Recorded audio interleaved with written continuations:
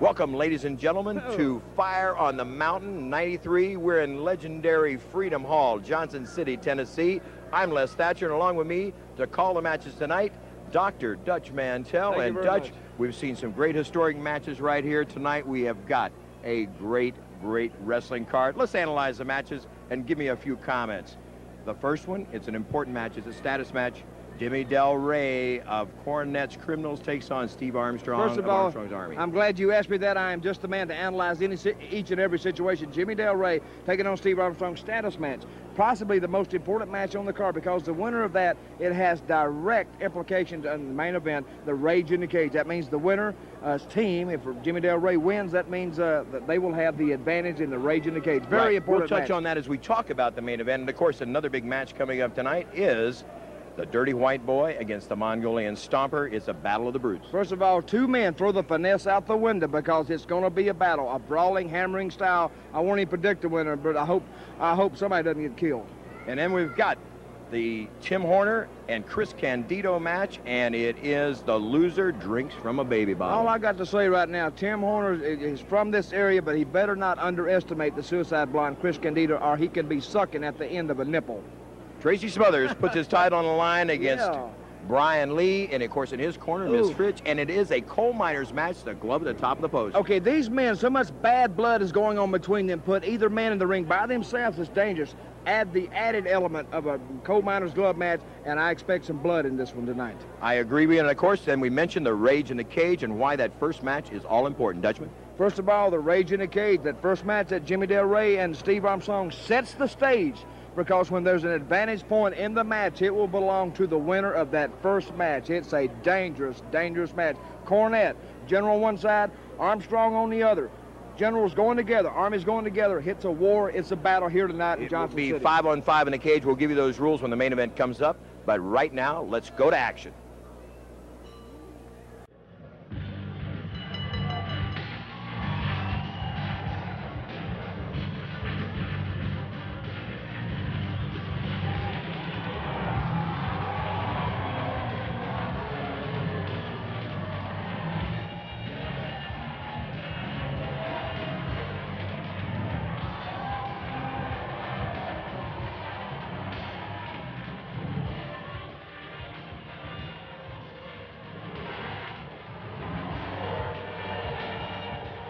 All right, first match in the ring. Gigolo Jimmy Del Rey, and this will be, of course, a very important match leading up to tonight's main event. Of course, accompanied by his manager and mentor, Jimmy Cornette. Well, Les, one thing I'd like to say right now, the crowd is really alive tonight here in historic Freedom Hall, Johnson City, Tennessee, for this match, the opening match here, Fire on the Mountain 93. Cornette with some words to say.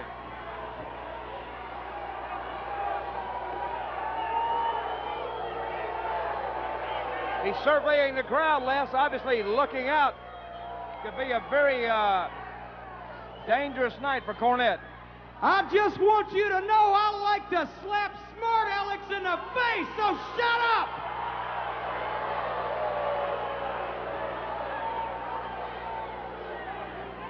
Everybody came here tonight to see the Rage in the Cage, is that right?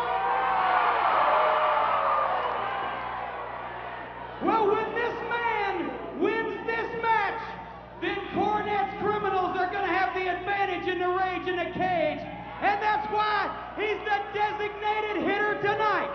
Ladies and gentlemen, he's one half of the Heavenly Bodies. He is from Palm Beach, Florida. Please welcome Gigolo Jimmy Del Rey. What did he say, Les? The designated hitter, the Heavenly Bodies. Yes, sir. And wrestling fans, introducing Mr. Del Rey's manager from Louisville, Kentucky, Mr. Jim Cornette.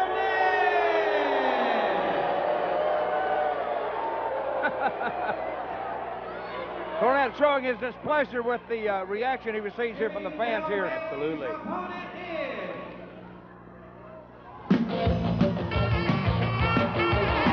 I think this match, Les, could tell the tale for the Rage in the Cage tonight. A status match right here. his brother Scott, his dad, Bully Bob, Jim Horner entertained the band tonight.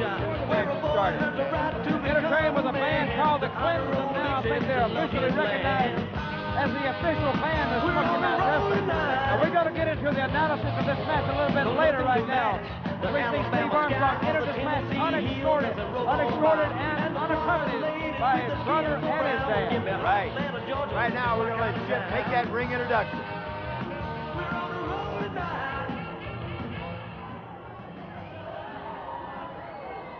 And representing Armstrong's Army at 242 pounds from Marietta, Georgia, Steve Armstrong.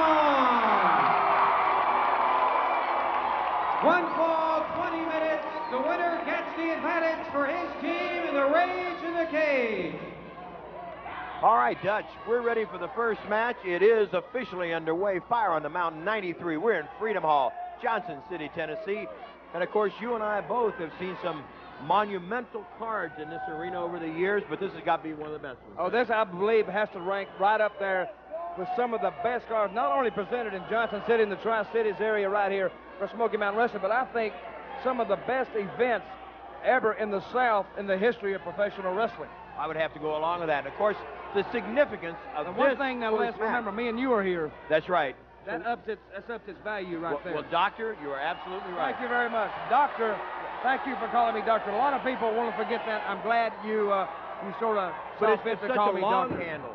Doctor, Dirty, Dutch Mantel. Okay, let's get right into this match right here. I said that Steve Armstrong came to the ring alone, unescorted, unaccompanied by his dad and his brother. Jimmy Del Rey, on the other hand, has Jimmy Cornette in the corner. But let's see right now if... Well, you know, I think what we should mention here, while these guys are jockeying for position and they are on the move right up front here, big power drop kick by Steve Armstrong. Great job. And he sends Jimmy Del Rey reeling out of the ring. Jim Cornette over to offer some words of encouragement. Sometimes those consolation words does not ease the pain, right, Les? You're absolutely right, Dutchman. You know, Dutch, I want to say this.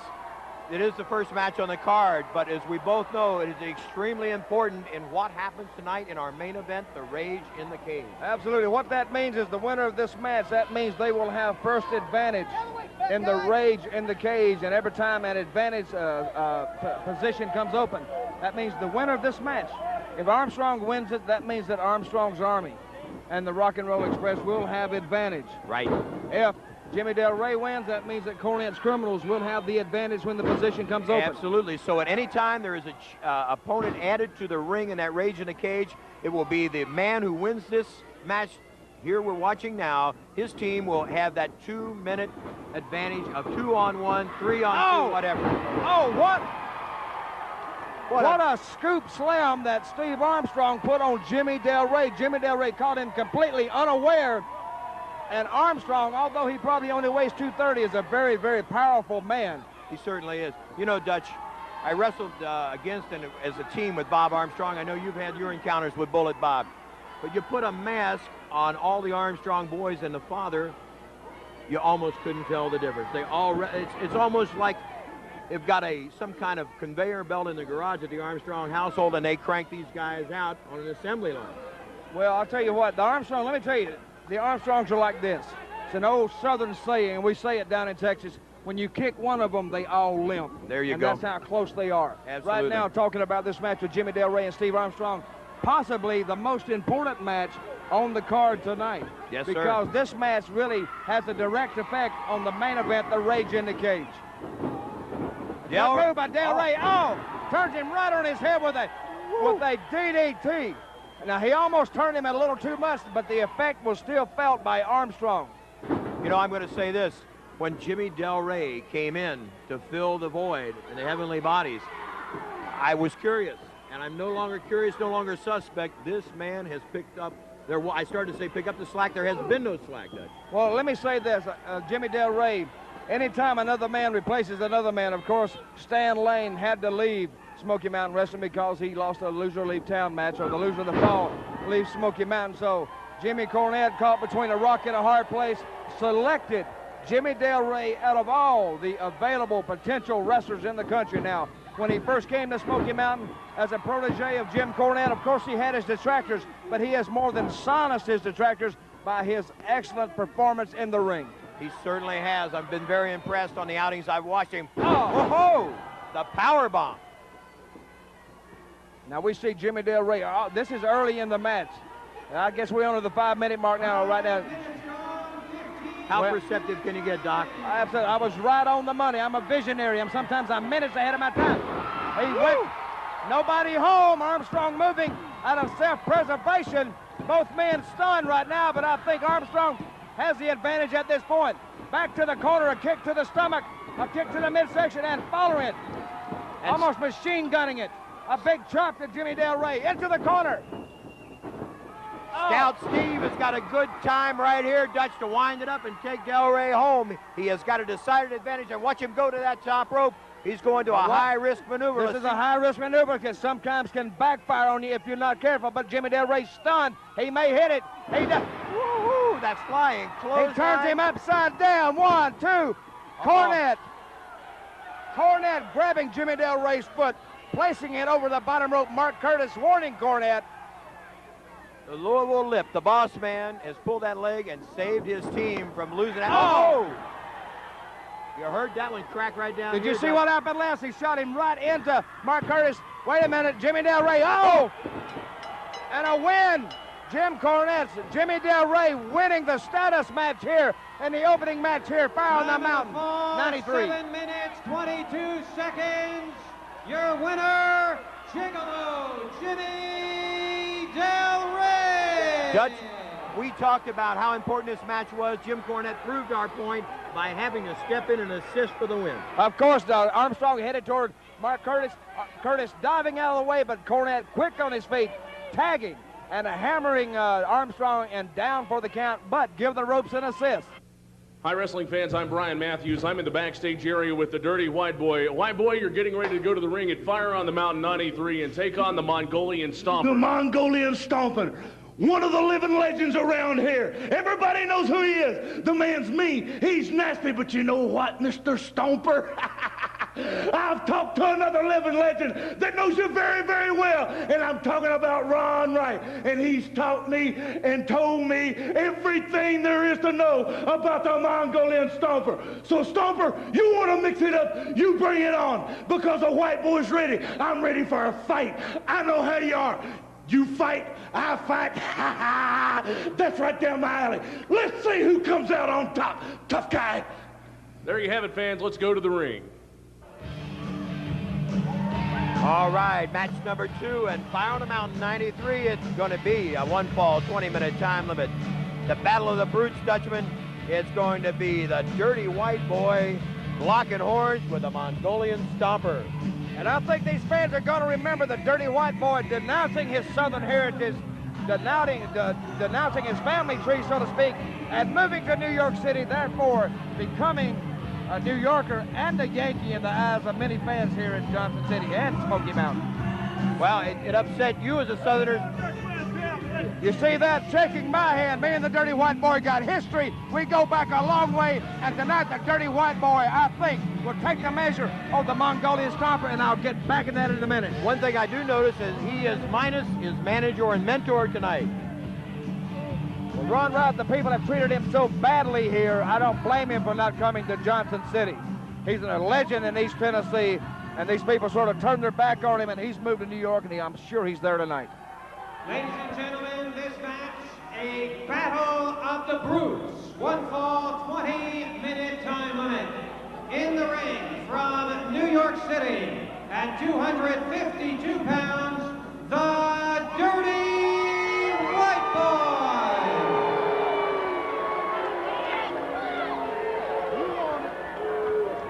Boy. Well, we might as well go ahead and His opponent. let's get an introduction here.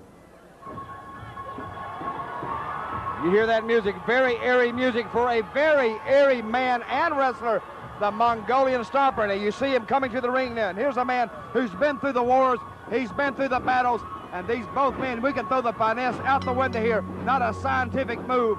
It's going to be done tonight because it's going to be a battle. And this battle has already started, and as Dutch mentioned, also a legend in this part of the country, the Mongolian Stomper. And what you see now is a good old-fashioned... Mongolia, 256 pounds, the Mongolian Stomper. Well, one thing we can say, Les, they wasted no time getting right into it. Both Absolutely men not. working under the strategy, get the drop on your opponent before he gets it on you, and I think most strategies were well conceived. But I mean, you know, when you talk about strategies with other wrestlers, you might go to a wide spectrum of discussions, but with these guys, it's pretty much cut and dried. It's kick and punch.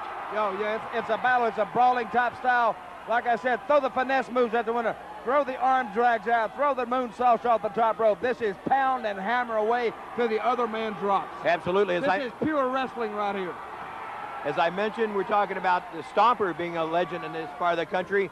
But one thing different here tonight than in past years, Dutch, he's being cheered by the fans here in Freedom Hall. Absolutely. But first of all, you see that move right there? The Mongolian Stomper actually let Dirty White Boy escape out of the ring. A very uncharacteristic move of the Mongolian Stomper. And I remember at times he would just keep you down and keep putting the boots to you. Relentlessly. Stay right, in fact, or follow you onto that now, floor let's and keep say putting that boots to you. I think that may have sort of told us how the Stomper is feeling tonight. A big chop across White Boy, leading him across that rope and pounding him unmercifully over that top rope. Now, this would be the old Stomper you were mentioning just moments ago. We're seeing him right now. And the White Boy has taken quite a dose of that Stomper early on. And, of course, as we both know, Dutch, this can establish a precedent. Once, if you get to a man early, you sting him, he gets gun-shy. You see what I mean? Stomper is actually giving White Boy a chance to recover. Even though he put a boot right in there's one right on his head. He's actually giving him some time to recoup. Absolutely. He is being a little more methodical, a little more cautious, if you will, which, like you say, is a bit out of character for the Mongolian. Well, he's still keeping the pressure on Dirty White Boy. Now, a lot of people never count the White Boy out. I don't care how dim it looks. I don't care if it is dark as midnight. Never count the White Boy out because he has proven time and time again that he can take a licking and keep on ticking. There you go. John Cameron Swayze, I remember that from years ago.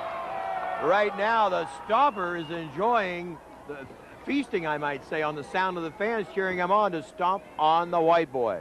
Well, we got a lot of blood cams here. That's what we call our cameras on the floor here, the blood cams, because they zero right in on the violence and right in on the torture. And they may be zeroing in right here as a Stomper approaches and stalks the Dirty White Boy. Anthony trying to clear the cobwebs and begging for a little time now, but I'm not real sure I'd want to give him 2 seconds. I think there, and the Stomper wisely doesn't give him too much time. A big number 13 right in the midsection of the Dirty White Boy got him trapped in a corner.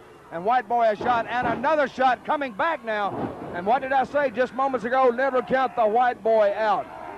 Oh, no, we've got two almost alike here, a little variance in styles, but two wrestlers basically the same.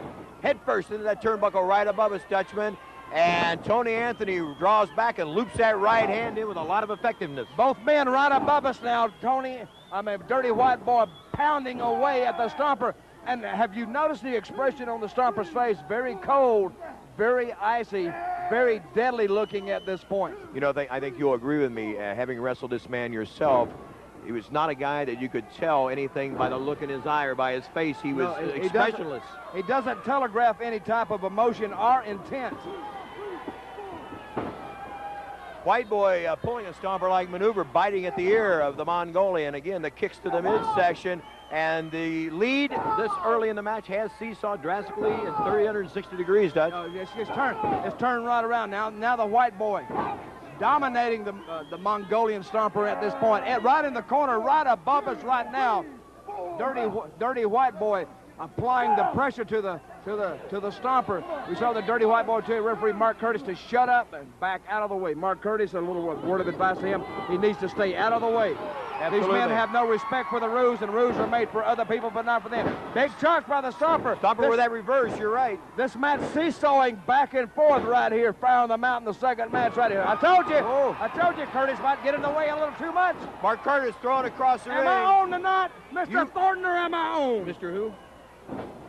5 minutes gone. You're on, 15 Doctor. minutes Oh, we've got an exchange remaining. now. The Stomper comes battling back, and Mark Curtis calls for the double disqualification. Both men, the playpen couldn't hold them. Both men on the floor. White Boy trying to make his way down the aisle. Both men battling in the aisle on the way back to the dressing room, or to the dressing room area. They're out of our sight right now. Match officially over. It is a double disqualification. Both men have been disqualified. Time of the fall, 5 minutes, 13 seconds. Referee Mark Curtis rules it a double disqualification. A double disqualification. Fans, we're backstage with White Light and Tim Horner at Fire on the Mountain 93. Tim, tonight in the ring, you've got Chris Candido, and the loser must drink from a baby bottle. That's right. Tonight is the night. You know, ever since you've been in Smoky Mountain Wrestling, Chris Candido, I've called you a crybaby because that's exactly what you are. Well, tonight, when I beat you and I pin you for the 3 count, you're going to suck that baby bottle. Of course, it's nothing to you, nothing new to you, because you do it at home all night, all the time. But the only difference is tonight is you're going to do it in front of all these people, and I'm going to sit back and watch. Fans, this is the match where the loser must drink from a baby bottle. On the way to the ring is the Suicide Blonde, Chris Candido. Tonight, Smoky Mountain Wrestling, Fire on the Mountain. Wrestling the way it used to be and the way you like it. Well, it ain't the way I like it. It sure as hell ain't the way it used to be. Buddy Rogers would roll over in his grave if they knew they were sticking the real world champion in a match where you got to drink from a baby bottle. Well, tonight, Tim Horner, I'm going to show everybody that I'm not a crybaby. And I'm not. I'm okay. I'm going to show everybody that you're the real crybaby tonight in Johnson City, Tennessee. I'm going to show them why I'm the real world champion. They wouldn't stick Ric Flair or Hulk Hogan in a match where you got to drink a baby bottle. And I could be either one of those guys. I'm the WWE World Champion. I'm from Jersey, for Christ's sake. But tonight, Tim Horner, in about 2 minutes, you're drinking from that bottle. There you have it, fans. Let's go to the ring. Suicide Blonde, Chris Candido, and Tim Horner.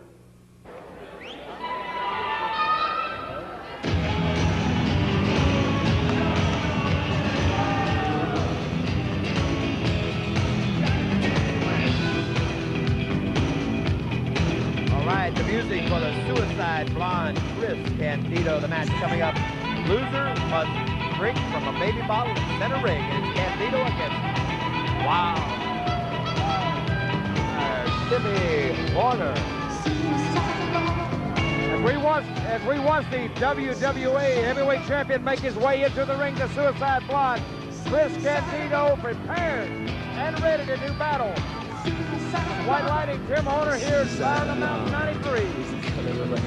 Of course, he says, I'm the real world champion. Well, that's what he says. That is debatable, but to Candido and Dennis Carluzzo, he is the true world champion, standing right in front of us in the ring here in Johnson City.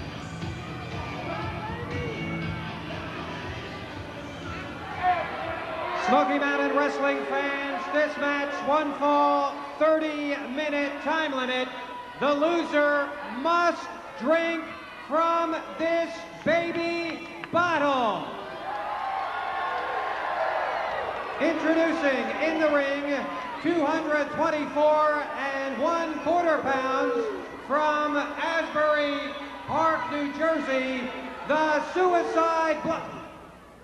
Johnson City, this idiot don't know, but I know all you people know. And Tim Horner's gonna find out why. I am the WWA Heavyweight Champion of the world. I'm not a crybaby, and I'm not drinking no bottle. The Suicide Blonde, Chris Candido. Well, Chris Candido met with a round course of booze here in Johnson City. And his opponent's making his way through the ring, and you heard him say he is no crybaby, and he's not drinking from a baby bottle. But somebody's going to drink from that baby bottle tonight, doesn't somebody here's going to have to suck on a nipple here a little bit. You know, somebody's going to be sucking high nipple on this one. And I'm sure the White Lightning don't plan to drink from that bottle either. Wait a minute, Candido making a retreat out of the ring as the entrance of Tim Horner draws close. Now Tim Horner with Candido's property. A lot of people here got signs that saying Chris is a crybaby, and I'm sure he's read some of them. Ladies and gentlemen, 230 pounds from Morristown, Tennessee, here is White Lightning, Tim Horner. One fall, 30-minute time limit. Again, the loser must drink from this baby bottle. Chris Candido against White Lightning, Timmy Horner. And of course, you know, I'm going to give this young Candido a lot of credit, Dutch. He is a very talented young athlete. However, for me to call him a world champion, he's going to have to beat a lot of men the caliber of this man he's facing tonight, Timmy Horner. Dutch, you are picking Candido in a squeaker. As much, and I repeat, as much as I would hate to disagree with you, because you certainly are a learned man. I am a doctor. You have a good eye. Thank talent. you. Thank you very much. I would have to still lean with Horner with a slight edge. Okay, well, that's why we play the game, to see who's going to win. Over the top, Candido, and to the top of the turnbuckle, looking at the crowd. Now, wait a minute. A little bit too long. Yes. Horner right in our corner, and a gut shot, and off the top. Oh! Belly down. Over the top, line, over the top, to the floor. Yes, he did. And we see the lady in red over there holding a baby pamper up, and over the top, Horner looked like he wanted to go outside. Now he's back on the top rope, top turnbuckle. But Horner from that top turnbuckle, the long ride home. Double axe handle, and we can see from our vantage point some knees and boots, and that's all we can see of Candido turned upside down. Yes, sir. On the other end of the ring from us. Candido being thrown back into that ring, and Horner is going to try to diaper him here, Dutch. Well, it looks like he's coming in. Well, he Candido met with the forearm from Candido for his trouble. He's in for the ride now. Oh! And a solid boot. A solid boot. Wait a minute. Back drop. Good one. Referee Mark Curtis in for a count of 2. Now, I think both men's strategies, but I don't think either man's strategies is working at this point. I think they're both seeking an advantage. It's been a seesaw battle. Well, you know, I kind of think here that your young friend Chris he's trying to match Horner's speed for speed, and he should be taking a little of that strength we're talking about, a little bit of the poundage that he's got the advantage of, trying to slow him down a little bit and take some of that away from him, don't you think? Well, he sends Horner face first into the ropes with the forearm into the small of the back. And Les, you know that's very painful if applied properly. Yes, sir. That gets you right in those kidneys, and it sure takes the wind out of your sails. Yes.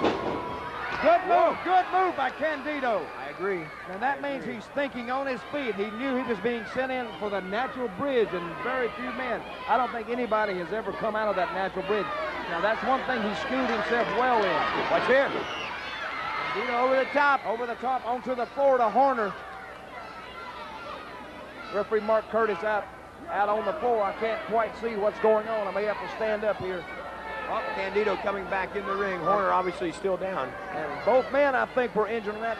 I don't think Candido is moving too well at this point either. Horner coming up a little bit slower. Let's see what young Candido is going to do here. I think both men sort of injured, sort of stunned on that shot right there. Drops a good right hand. Good right hand. Big right hand. Over the top vertical suplex. Well, what he's doing right now, he's laying his body weight on Horner, so Horner not only is supporting his own body weight, he's supporting Candido too. Candido right now wrestling a very, very logistical match. Couple elbows to the midsection. Horner off the ropes. Oh, right into it. Right into the fire. Now what he's doing now, he's cutting the wind and the blood supply off through the brain. Of course, with Tim Horner having no brain, it's hard to cut off any oxygen to his brain, of course. And we see a little commentary. No, look at Horner now. He's almost wilting right in front of us now. I noticed just a few seconds ago, these men not more than 8 feet from us at this point. Tim Horner breathing audibly. Almost we can hear it from here. Almost gasping for breath. Right. Of course, Candido had him in that. It's a borderline chokehold is what it is. You're right. And it always has been as many years it's been around. Candido, of course, using that power to hold him down. Now you hear the crowd pick up Go, Tim Go, of course, wanting hometown. Let's see if he drops that arm a third time. Let's see if... Nope. Oh, he's got it up. Mark Curtis calling. He saw the arm move. A good call by referee Mark Curtis. Of course, Mark Curtis being the son of legendary wrestling great Don Curtis. Horner to his feet. And he's fighting from the downside right now. Good move by Horner. Horner took him out on that one and freed himself up. Now Timmy's got to get that wind back and make a move. Well, he's going to have to recover just a little bit. Still slow and getting to his feet. Candido still applying the pressure. Horner fighting from the downside. Horner in for the right, a reversal on Candido. And now a total reversal, now a sleeper hold applied by White Lightning on the Suicide Blonde. Horner applying the pressure, and Candido's starting to sink now, but he's trying to stay on his feet. He has that wide stance, trying to maintain his balance and his footing. So Horner applying the hold, and this is something Tim has used to his advantage for several years now.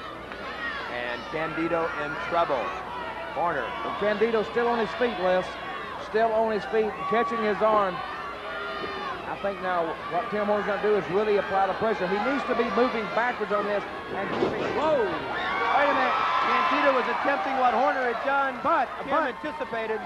But a good move by Candido. What he did, he moved, but Timmy anticipated it, shoved him in the corner, came back off with the same hold he had. Elbow frees him up. Let's see what Candido's going to do now. The young man taking his time. Puts that right hand in. I am. Candido, you know, he looks a little bit winded right now. Oh! Scoop slam. Beautiful coming out of that corner. Candido goes down himself, and both men are moving on instinct alone now, Dutch. I'm going to tell you, me being the color analyst here, what happened there, both men, they tapped heads there for a second. That's why both men a little bit disoriented at this point. See Candido, they cracked heads. It was a beautiful power slam out of the corner. Both men stunned. Of course, Horner's stunned from tapping the heads with Candido, plus after that, the power of the power slam. Wait a minute, he's going for that natural bridge, baby. Good move by Candido. On the back of his head, Candido moves in now. Wait a minute. Going. Is he going? High fly in the corner. Him. He sends him reeling, sailing into that turnbuckle. Candido using the referee to pull himself up, and he needs a little rest himself. Horner coming up slowly. Candido with the advantage at this point. Okay, we're approaching the 15-minute mark in this match. 15 minutes gone. 15 minutes remaining. Am I on tonight, Mr. Thatcher? Are you buying the timekeeper or what? 15 minutes, and both men feeling the effects of this battle. You see, what a lot of fans don't realize, this is a very physical game. Plus, add to that the mental stress of it. Both men afraid to make a mistake early in the match, but now it's getting down to crunch time, and we may have somebody sucking on a nipple here in just a few moments.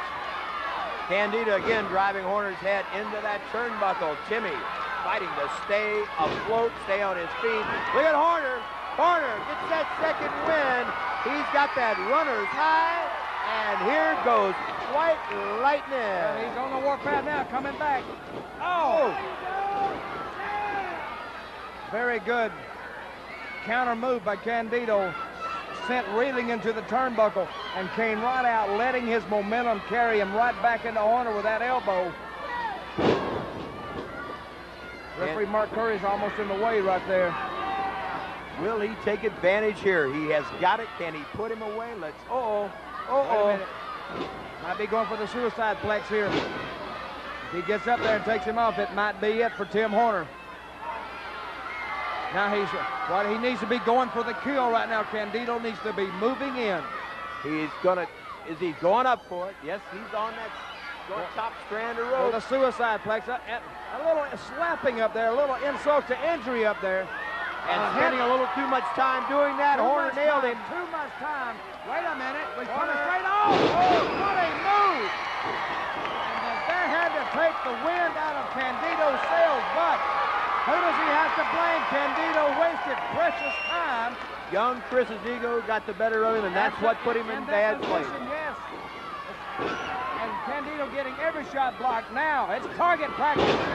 Target practice by Tim Horner on the Suicide Blonde's jaw. In for the ride once again. Elbow, good, drops Candido, and right now it's Timmy Horner.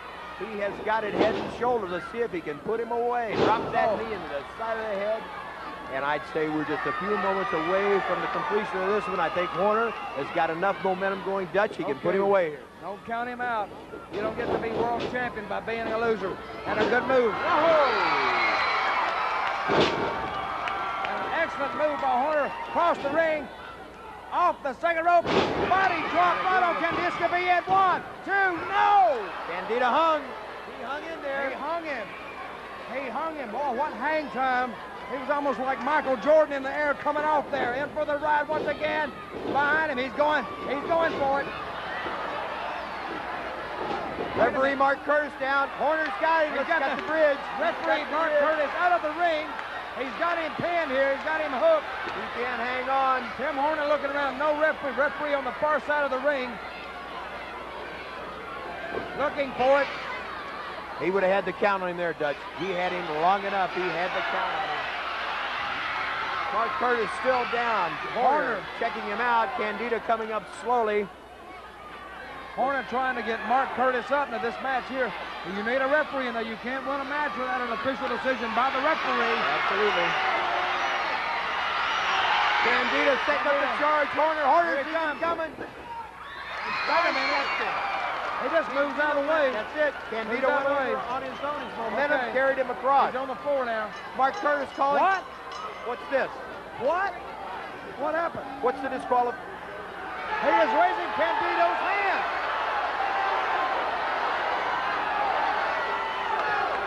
I'm not sure. I'm really in this one myself here. Wait a minute.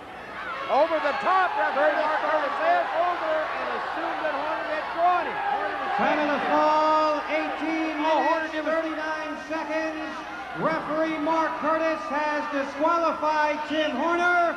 Your winner, the Suicide Blonde, Chris Candido.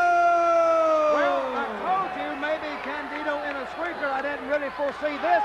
Maybe I didn't foresee Mark Curtis winning it for Candido, and that's exactly what happened. Well, it's a judgment call. A judgment. And a bad judgment, let's face it.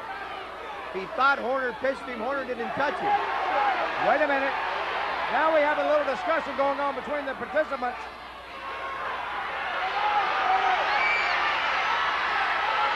Wait a minute. Candido in with the WWF belt and hits him with the WWA belt. Now Candido putting the boost to Tim Horner. So you think it's a bad call, Les Thatcher? I think it's a bad call, Dutch.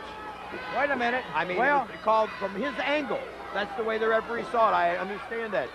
Well, anyway, in either case, the baby bottle has left our broadcast table here, and Chris Candido trying to maybe force feed,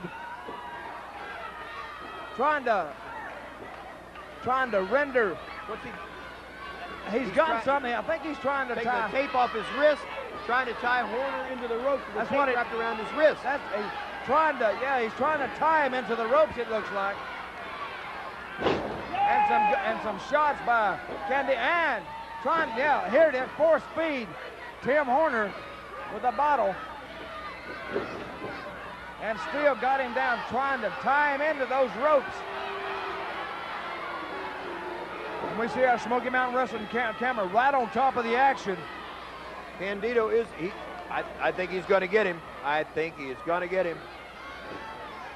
Referee Mark Curtis stepping in. I hate to tell Mark Curtis this, but he doesn't really have enough weight in his rear end to try to manhandle these wrestlers. And force feeding Tim Horner right now with that baby bottle. Now, if that's not insult to injury, I don't know what is. And there you have it. Candido got his wish. He force-fed the baby bottle. He's going back for more. Well, I told you somebody's going to be sucking on a nipple. And unfortunately, it is Tim Horner, the pride of Morristown, Tennessee, right here. Horner up and put the milk right back in. Wait a minute, well, that's the only thing he could do. Use every weapon at your disposal to get somebody off of you. And I Getting think the milk and warm milk being in the mouth. And Candido on the floor, making a hasty for the dressing room. Tim Horner slamming the baby bottle down, going at least 10 or 12 feet in the air. The winner right here on the mountain on a disqualification. Chris Candido over White Lightning. Tim Horner, don't go away. We'll be back. We will.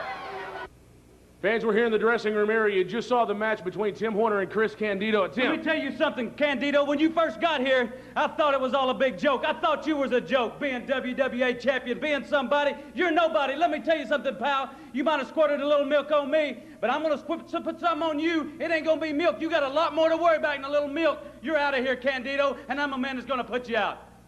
And of course, the Smoky Mountain title is on the line. Tracy Smothers has demanded a coal miners match. That's a glove atop a 10-foot pole. The man who gets that glove, Dutch, can do anything with it he wants. Well, according to Tracy Smothers, that's going to keep things even when you put that coal miner's glove on the pole, and the first man that gets it can use it. Tracy Smothers, in his mind, that keeps it even. He's referring to the black glove that Brian Lee has been putting on. And right. Tammy Fitch, don't count her out in this one. That's right.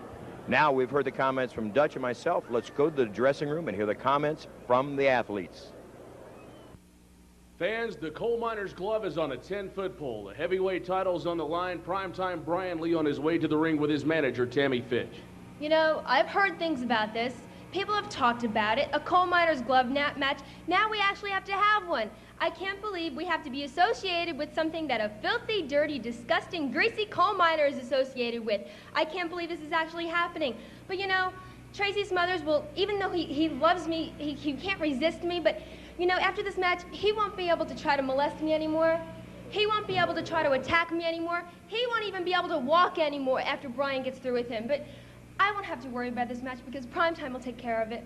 That's exactly right, darling. You know, Tracy Smothers, it all comes down to this. We've been beating around the bush. You've been talking about the belt. You've been talking about my manager. The bottom line is you want what I have. I'm 6'8". I'm going to reach up on that coal miner's pole, grab the glove right off there, knock you out. But we'll also go back to this, Tracy. This is my manager, Tammy Fitch. You're a pervert, and you're mad. You're jealous of Primetime Brian Lee, and you can't have her, and you can't have this belt. So after tonight, when I jack that jaw with that coal miner's glove, it's out 1, 2, 3. And then once again, Tammy Fitch and Primetime Brian Lee will walk out victorious. Fans, it's Fire on the Mountain 93, and I'm here with the wild-eyed Southern boy, Tracy Smothers. Tracy, tonight it's coal miner's glove match, a glove on a 10-foot pole. You and Primetime Brian Lee. You got that stuff right. Fire on the mountain, lightning in the air. The stakes are really high, but I just don't care. The light's on, but nobody's home, man. Tammy Witch with a capital B. You slapped my face, you spit, you sprayed that stuff in my eyes. You caused me to lose the Smoky Mountain heavyweight title because you gave that black glove to my former protege, primetime pretty boy, prima donna Brian Lee. Well, now I've asked for a coal miner's glove match. Brian, you call me a country bumpkin, you're right, I am. You call me a redneck, you're right. You call me a hillbilly, you're right. I'm all the above. Never said I wasn't. I'm the wild-eyed Southern boy, often imitated, never duplicated. I know what a coal miner's glove can do, buddy, and I know how to climb a tree and get one, son. I know how to go in that mine and get it. Well, I'm gonna scale that thing like Tarzan, and I'm gonna knock you into the next area code. And Tammy Witch with a capital B, if I get my chance, I'm gonna bend you over my knee and whoop your butt like your mama should have done a long time ago. Fire on the mountain. The time for talking's over. I'm going to be on you like a duck on a June bug, and y'all going to look like a couple of rats trying to find a corner in a silo. And by the good grace of God and the support of the fans and just a little bit of lady luck, I'll be the Smoky Mountain heavyweight champion for a third time.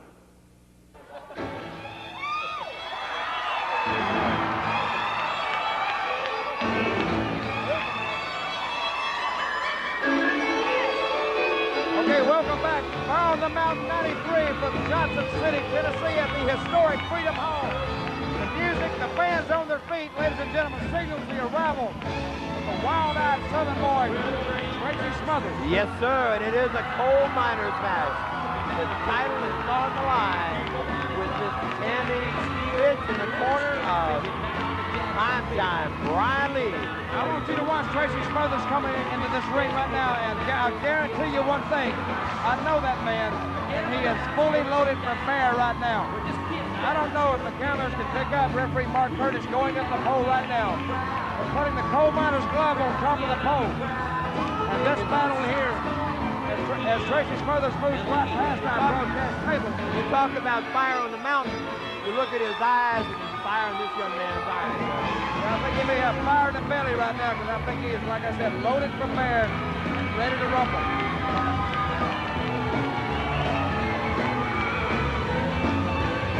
You know, less than as I do, fans. The fans liking you and supporting you and being behind you. They help you. They certainly don't win matches for you. And sometimes I've been in situations where the fans were against me, and actually that only added to my incentive. I can remember some of those times, Doug. Well, between me and you, Les, I'm sure you're talking about it. But see, Les, you never had anybody behind you much. It was all for me.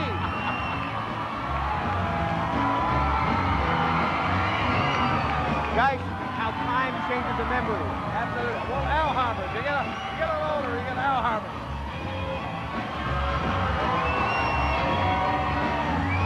Let's see if we can get our ring introductions now. Wrestling fans, this is a special coal miners glove match for the Smoky Mountain heavyweight title. Whoever gets the glove from the pole can use it any way he wants to. This match, 1 fall, 1 hour time limit. Introducing in the ring from Springfield, Tennessee, 236 pounds, the wild-eyed Southern boy, Tracy Smothers.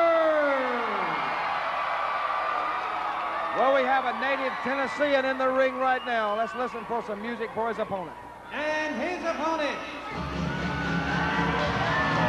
And of course, we're talking about prime time Brian Lee, the champion. And besides this Tammy Fitch, which he has going for him in his corner, he's also got his eyes set on a $20,000 bounty placed on the head of Tracy Smothers by Ron Wright. Yes, the $20,000 bounty has not been collected on Tracy Smothers, of course, put there by the legendary Ron Wright. And I'm sure that's not far from the prime spine as he enters this contest tonight. Entering the ring, Smoky Mountain heavyweight champion, the belt on the line tonight. You see him standing there with his manager and advisor, Tammy Fitch, from Wellesley College, from Wellesley, Massachusetts, at a very elite girls' college in the Northeast. Society lady. And obviously doesn't like her men to be society men. She likes a little rougher than that, Doug. Tracy Smothers, 2-time Smoky Mountain heavyweight champion. I would like to recant one more time. I would like nothing better than to embarrass Tammy Fitch in her own game and primetime Brian Lee. I have heard some of those words passed. You see what a gentleman primetime is, helping Miss Fitch up on the apron. Now we see him enter the ring right now. She's a very attractive young lady, wouldn't you say, Mr. Thatcher? Yes, she is an attractive young lady. See if we can get some ring introductions now. But I'd say her temperament is not too attractive, Doug.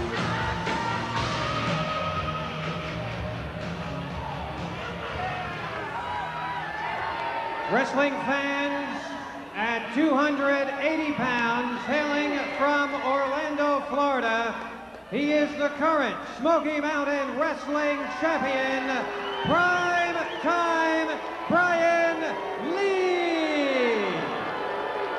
And with Mr. Lee tonight, his manager, Miss Tammy Fitch. 1 fall, special coal miners glove match for the Smoky Mountain heavyweight title. Okay, let's don't overlook the fact that Tammy Fitch at one time approached Tracy Smothers. Wait a minute, Miss Fitch has some words to say.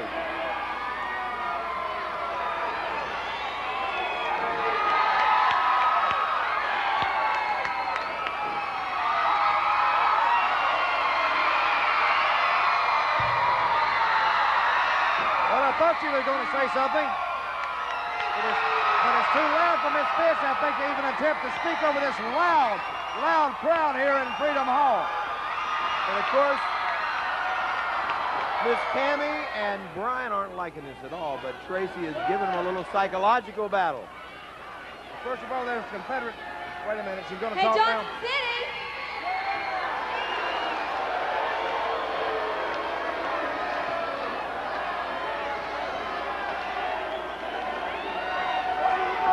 I have something to say.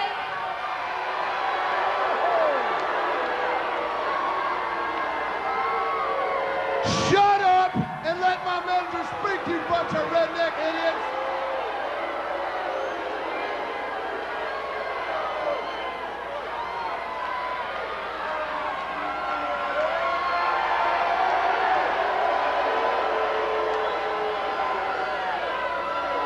If you don't let her speak, we're leaving. Wait a minute, he said, if you won't let us speak, we're leaving. And there they go. Nobody seemed to be too mad about that. Well, he's leaving now.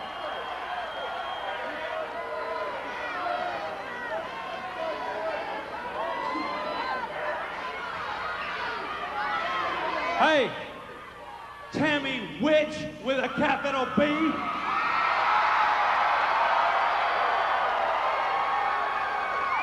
It don't take no dadgum brain surgeon to see that these people in Johnson City don't like you two geeks.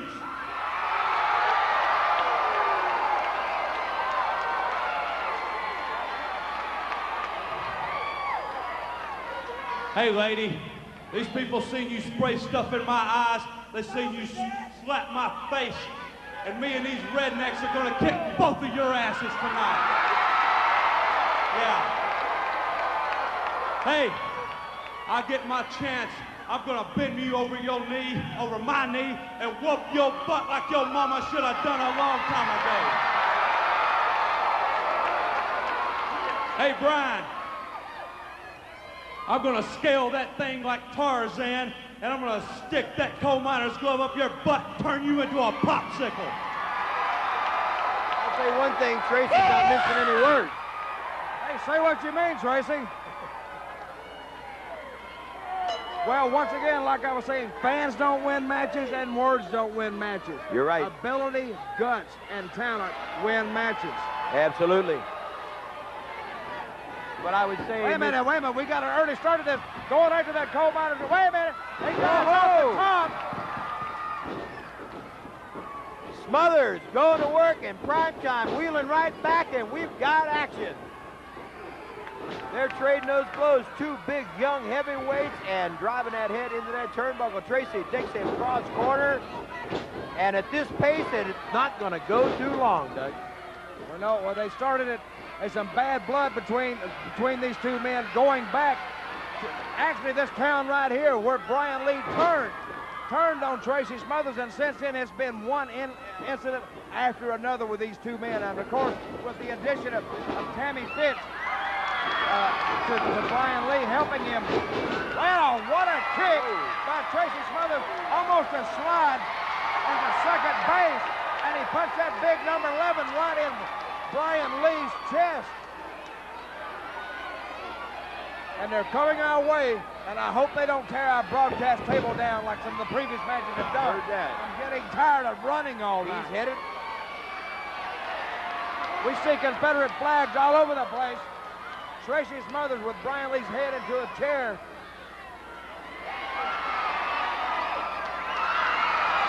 Tracy threw a Coke into the face of Brian Lee. Wait a minute. And now he's coming Tammy after. Fitz right behind our table here, being stalked by Brian Lee. Watch out, Tracy. Tracy caught him with a kick. And a big, we hear these heavy shots from the arms on the back and the back of the neck from Smothers to Brian Lee. Smothers on top and off the top. Double axe handle. Now's his chance. He needs to go up that pole right now. Lee needs to recover and get him. And he hooks does. him. Brian into the midsection with that shot. First of all, your main objective, of course, in this match, keep your opponent away from that coal miner's glove And atop that 10 or 12-foot pole. Slow him down enough so you can make that climb and come up with that glove yourself. Of course, our big event tonight, not taking anything away from this Rage in the Cage. Yes, sir. We can't show it on television, but hey, we may get it in a little bit later, something like that. He's up on top here. Miss Tammy down here is about to have cardiac arrest, screaming at Tracy Smothers. And the fans counting him off. 10 good shots by Tracy. Goes for the clothesline, misses. Brian misses. And Tracy catches him on the return trip.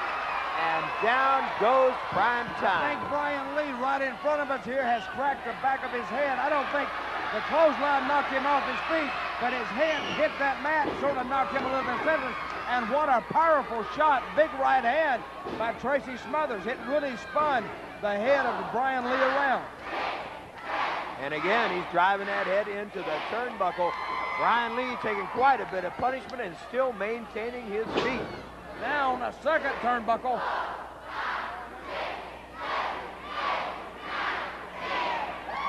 And of course, Dutch, this is what Tracy's going to have to do. He's going to beat him down enough to give him a chance to shimmy up that pole and come up with that glove. I think right now, I don't think he has. I don't think he has. Wait a minute. You're so bad, are you now, you faggot, huh? Can you say that on television? He did. He certainly did. Say what you mean, Tracy. He Don't doesn't. mince your word. Call him what you think he is.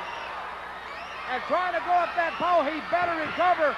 I'm going to tell you, if he thinks those big right hands without a glove are powerful, when you get that glove on, wait a minute, coming out on our table, we're drawing them like a magnet tonight, Les. I wish you were good-looking women, Dutch. You know, of course, this coal miners glove match came about because of the black glove that Brian Lee has been slipping on his hand, courtesy of Tammy Fitz. Over the top rope. Wheels him over that 5 minutes gone, 55 minutes remaining. And that's going to put Brian Lee probably in the best advantage he's had throughout this match, Dutch. Yeah, when you get turned upside down from going inside that ring to out, turning upside down and disoriented onto a concrete floor. Oh! We heard that shot way over here. Blocked it, taking Way over Brian here. Lee into that steel post. Chair into the midsection. A chair. Down across the back. A chair. Smothers in the driver's seat. A chair by, wait a minute. By any other name, it's still a chair. Brian Lee now coming back a little bit. We predicted this would be a war and a battle, and it certainly turned out to everything we've hyped it to be. Smoky Mountain Wrestling, if you want to see pure wrestling, you picked the right place right here. Smoky Mountain Wrestling, the most brutal and the toughest federation in the country, bar none, and I would even say the world.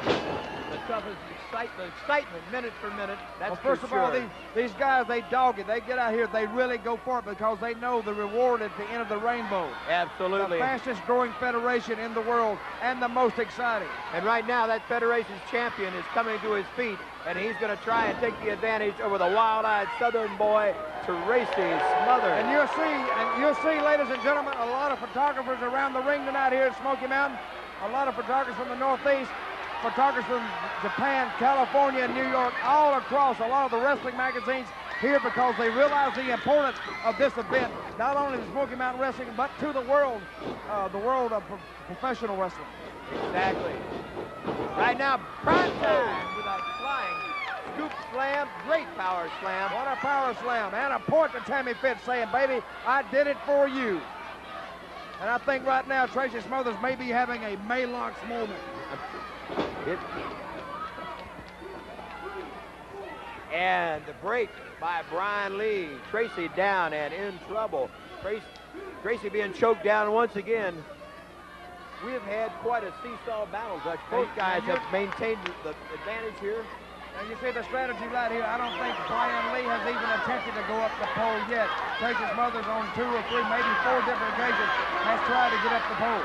But do you ever stop to think, could that be because Miss Tammy has something that in her purse that Brian may have access to? If he needs it, maybe he doesn't have to climb that 10-foot pole, Dutch.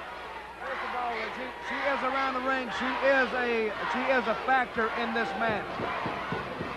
And right now, the young lady from Wellesley is very, very excited. As we see her coax her man on, primetime Brian Lee, according to her discovery, her creation, her invention, primetime Brian Lee. Some big gut shots administered by Tracy Smothers off the ropes, ducking a big elbow, and another big power slam. I'm going to tell you, his own momentum carried him over. Good move by primetime. Yes, sir. Primetime now looks like he may be going for that glove, Dutch. Okay, now this is the first time, Brian Lee. I'm going to tell you, Mr. Smothers, you better get to your feet quick. One to the midsection, doubles Lee up. Another one drops him back into mid-ring. And right now, Tracy Smothers trying to build ahead of Steve to put away Brian Lee and go for that glove. Woo! The knees up into the midsection. No, I took it think right out of that it. looked like it caught him right on the solar plexus. That's almost the worst place he could possibly go, because not only is he winded now, that took more wind out of him. And you know as well as I do, you can only get so much air in those lungs at any one time. Yes, sir. And if you don't have it, you are done. Now, good move by Brian Lee right now, knowing that Putting the weight on him. Yeah, putting the weight on him, but also cutting off his wind, because he knows right now he's winded, plus he's taking wind out of him, so let's just cut the rest of it, or what's remaining, let's just cut it off. Yes, sir. And Miss Tammy is strutting and talking, and she's enjoying herself, Dutch. But not hardly acting like a nice young lady from Wellesley. Well, that's because you don't know her. She is a nice young lady from Wellesley. Even though she is from the north, she is a nice young lady. It's because guys like Tracy Smothers, and don't get me wrong, I have nothing against Tracy Smothers, but he didn't really show a lot of southern hospitality in his when he addressed her. I understand. First of all, even on my own segment, Down and Dirty with Dutch, to me, rude behavior in a man, I won't tolerate it. All right, Brian Lee using the ropes for leverage and still trying to cut the wind off of Tracy Smothers. And a wild-eyed Southern boy needs to build up some offense here, Dutch. Well, he he is in can't trouble. breathe. I know that. He can't build offense unless you're mobile. He's immobile right now. He's stuck. He's like a rock in the middle of the ring. He's hoping right now he was back in Springfield, Tennessee, in front of his big screen TV instead of here in historic Freedom Hall, locking horns and in the same box with primetime Brian Lee. But he does want that title belt. He does want that glove, and for that reason, he is here, and that's the same reason I don't think we can count him out, Doug. Well, I'm not counting him out, but I'm saying sometimes when you get winded, you've been in matches last, sometimes you become disoriented, sometimes you don't know where you are, and sometimes you fight on instinct alone. At that point right here, that's what Tracy Smothers is doing, fighting solely on instinct. You're absolutely right. First of all, he's going to have to get some kind of a leverage point on primetime Brian Lee, then get his win back. And he's trying to build that advantage right now. A couple well-placed elbows, a looping right hand and a left. And let's see what he can do with the primetime man. Primetime hooks up and makes Tracy miss the drop kick. Oh. Brian misses the elbow. I was going to say primetime Brian Lee at that point right now wrestling a textbook match until he missed his own offensive move. Brian coming Looks up like he's slow. holding the inside of his leg there. I don't know what he could have heard on that move right there. Whew. Tracy drops under the punch. Another shot to the midsection and sets Brian Lee up. Well, he's got a little bit of momentum now. Hits him with the elbow. Great flying elbow. The crowd roaring their approval here in Johnson City here on Fire on the Mountain. And you know what, Dutch? I think that glove has been all but forgotten for the last couple of minutes. Neither man has made any attempt at all to get to that pole. Well, I think both men would like to have the other man almost in a comatose state before he comes up. Oh, a high diving knee drop by Brian Lee. But when he lands, nobody home. There you go, Smothers. If you're going to win the match, you got to get the weapon. Get the weapon. Go after the weapon. Go after that coal miner's glove. Tammy Fitz telling primetime, go. Wait a minute. Oh. Whoa! Tracy went for the flying block and missed it. Well, he waited for primetime Brian Lee because he knew he was coming and thought he would catch him almost in an unexpected position there. It didn't happen. Brian was able to duck under him, and right now Brian back in the driver's seat, and Miss Tammy has a smile on that co-ed face. You know, I mentioned the main objective, of course, to get the coal miner's glove. That's not the main objective. The main objective is that belt right in front of us. Whoa! Miss Tammy took a handful of hair and laid a slap upside the head of Tracy Smothers. And she's smiling about it. Very happy, very happy. Why do I feel she may regret that later on? Oh! Whoa.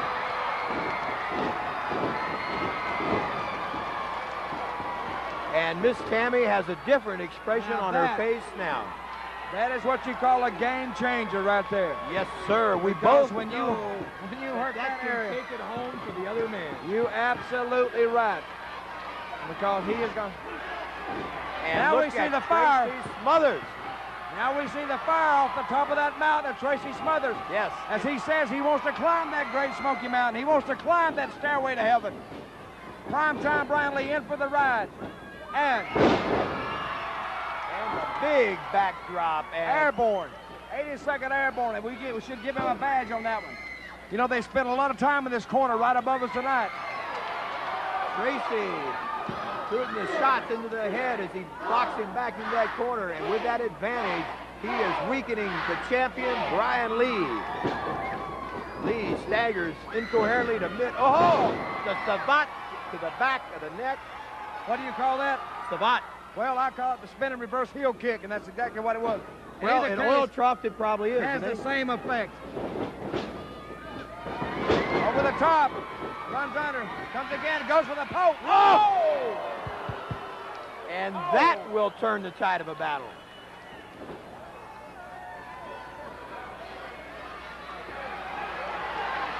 Tracy down and almost out of it. He's going for the pole.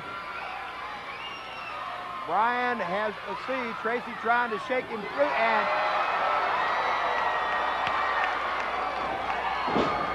I'm starting to ache, Dutch, just sitting down here watching this one. I'm speechless. I can't believe these. They are speechless. I guess. Or at least they're speaking in a high tone right now. Whoa, a trip by Tammy Fitz. An assist by Tammy Fitz. Now, Tracy's mother's down. Wait a minute, now he's got the glove. Primetime has the glove off the pole. Coming down now, he's got to put it on his hand. And wait a minute. Another sweeping roundhouse kick. That's again. Wait a minute, now he's got the glove on. Now we could have a new champion. Here, Mark Curtis, Miss Tammy trying to come in that ring. Wait a minute, we could have a new champion right now. And here comes the dirty white boy with a chair, drops Tracy Smothers. What's going to happen to Tammy? Still arguing with Mark Curtis. Curtis, attention has been diverted. Brian Lee is being put on the top of Tracy Smothers. Out goes Tony Anthony. And let's see what's going to happen here. Well, we had a visitor here, the dirty white boy.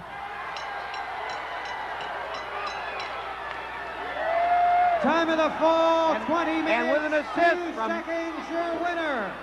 And still, Smoky Mountain Heavyweight Wrestling Champion, Primetime Brian Lee. The champion with his hand held up, he lays flat on his back with an assist from Miss Tammy and the dirty white boy.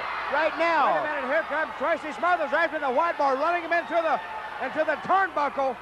And here he goes in after Miss Tammy or Brian Lee or who? Wait a minute now. Tammy Fitz in a bad way right now. Whoa! Wait a minute. Now this is what he's been wanting. Here's a woman who's been making his life miserable for the last couple of months. Here's Smoky Mountain. He's got her now. He is going to turn her over. Oh, he turned her over a knee. Wow. And here he goes. What her daddy should have done a long time ago. Well, he turned Miss Fitz over, her dress way up around her waist, so to speak. Very indecent, I might add. Both men now taking over on Tracy Smothers. And both men, you got about over 500 pounds there, putting the boots and a lot of power to Tracy Smothers. And he's going for the figure four. Brian get in. Has got the figure four. I don't know where he learned this move, but I don't care where you've learned it. Look here. Looks like they're trying to... They are trying to injure this man. There's no two ways about it, Dutch. I know that's what you were about to say. This can break your leg here. Look at the dirty white boy dropping his weight in 200. This can break your leg. Wait a minute, referee Mark Curtis. White boy, both of you. Another man touches Tracy Smothers, I'll make sure you're suspended for life. A strong statement by referee Mark Curtis. But a smart move on the part of the referee because they were hell-bent, for hurting this boy. And I'm going to tell you what, he'd better hide behind that official referee title that he has because he's certainly not big enough to tell these wrestlers anything. Brian Lee, still the champion. Miss Tammy is going to hurt a little bit. She won't be sitting down to eat dinner tonight. But nonetheless, Brian has maintained his Smoky Mountain Wrestling title with the help of Miss Tammy and the dirty white boy. We're going to have to wrap it up. We'll be back with an exciting main event right after this. Hey, man, Spexy, yeah, but...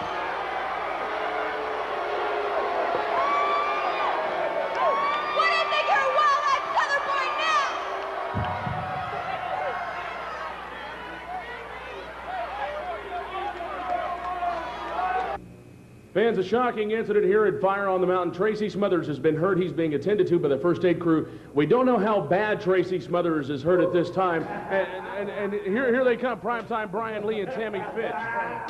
Yeah, I knew there wouldn't be a problem. I knew Brian would win. There was no doubt about it. But yeah, I was right. Tracy Smothers is a woman beater. I mean, I know he loves me and he can't resist me, but he's a woman beater. He beat me right there. Everyone saw. You know? I can't believe he did that. Tracy Smothers, not only now am I still the heavyweight champion, but now I've also collected the $20,000 that Mr. Ron Wright put up, because after what we done to Mr. Tracy Smothers tonight, you'll no longer wrestle in Smoky Mountain again. Hey, Tracy! Wait a minute. What do you mean you collected the $20,000? I did the damage. I collected the $20,000. Well, one second. I was in the match with Tracy Smothers. Yeah, he was in the match. Brian was in the match. Now, shut up, little lady. No woman talks to me like that. You understand me? And furthermore, hey, I'm the man that's going to collect the 20 grand, not you. Don't talk to my lady like that. Lady, you're right.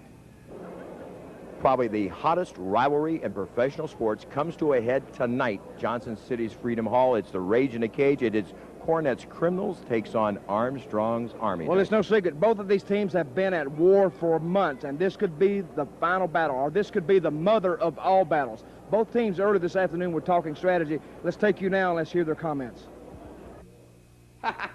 Will you call us criminals? Cornette's Criminals, Bullet Bob Armstrong, say that Armstrong's Army is going to defeat the criminals, going to restore law, order, and justice.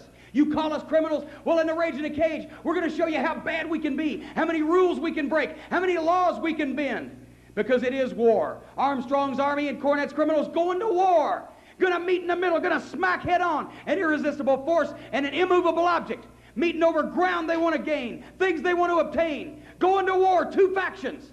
And brother, we've got our strategy together. Now, it's only a couple of hours away until the Rage in a Cage takes place.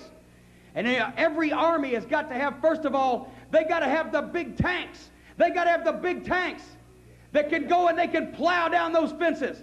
They can plow up that ground. They can go and trot over all of the armies that stand in their way. And these right here are the two big Sherman tanks. When they roll those tracks, boy, there's going to be nothing able to stand in their way. And then every army has to have its secret service, its undercover men, and that's the heavenly bodies. Gigolo Jimmy and Dr. Tom, they do their best work undercover, but tonight they're going to be in that Rage in a Cage, and they're going to be fighting too. So you see, I've got all the tools of my army together, Bob Armstrong. What have you got? You got a ragtag band of goofs, your two dysfunctional sons, and the Rock and Roll Express, who the Bruise Brothers have demoralized many times. So it will be war at Rage in a Cage, but I got my army ready. And you're not going to get your hands on me, Bullet Bob Armstrong. I can promise you that. You're not going to get your hands around my neck, and you will not gain your revenge, because if we can win this match in the Rage in the Cage tonight, then Cornette's Criminals will rule Smoky Mountain Wrestling from now on, and there will be nothing that Bullet Bob Armstrong can do about it. Okay, boys, we got to get back to work. Well, gentlemen, you know tonight's the night. We've waited, we've trained hard, and tonight we've got Cornette's Criminals pinned up. And brother, when I say pinned up, I mean in a steel cage. And we got over 1,000 pounds here of romping, stomping, catawhomping studs that are coming after you, Cornette. Somebody's going to get to you before the night's over. I'm hoping it's me. But if it ain't, brother, if it's one of y'all, it'll be all right, because the Bruise Brothers are going to be there running interference. The heavenly bodies will be running interference. But Cornette, you are the main objective of Armstrong's Army. And if we can get them all hooked up, brother, we're going to hook you up to that plow, and I'll beat you till you drop. I owe you, brother, and tonight, right here at Fire on the Mountain 93, we are going to get it done. Armstrong's Army is here to stay. Rock and roll all the way. We're coming at you.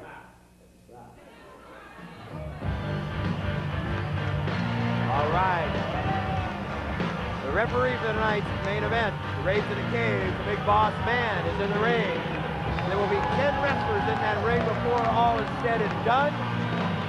And we will talk about the rules and go over them with you as the match progresses. There are two ways to win this match. You can handcuff all 5 members of the opposing team to the sets of handcuffs you see on either side of the cage, or if one member of a team gives up guts, he has basically submitted for the entire team. That's it.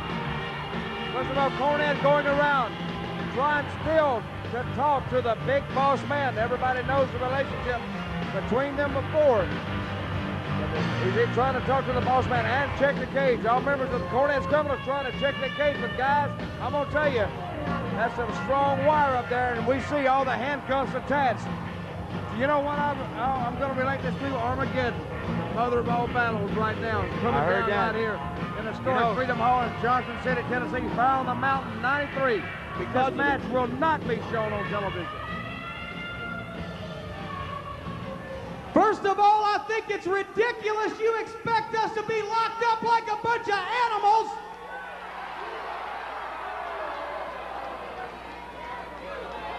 Boss man, we've had a lot of history. You haven't talked to me all night, man. And I just want you to remember, I've done things for you in the past. You say you've seen the light, but you just think back when it comes time to make a decision. Just exactly what we've been through, man. You just think about it. And I now want you to stand on your stinking redneck hillbilly moonshining feet and pay your respect to the most awesome collection of wrestling talent in the history of the sport. First, at 620 pounds, from Sturgis, South Dakota, they're mad, bad, and dangerous to know, Ron and Don, the Bruise Brothers. And they are the finest tag team combination, as well as the object of every woman's desire. They're the Doctor of Desire, Tom Pritchard, and the Gigolo, Jimmy Del Rey. They are the Heavenly Bodies.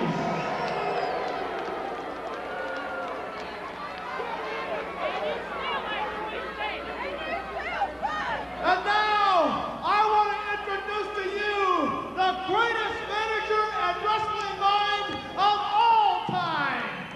And soon to be the manager of the next World Tag Team Champions. 6-time manager of the year. Please welcome Mr. Jim Cornette.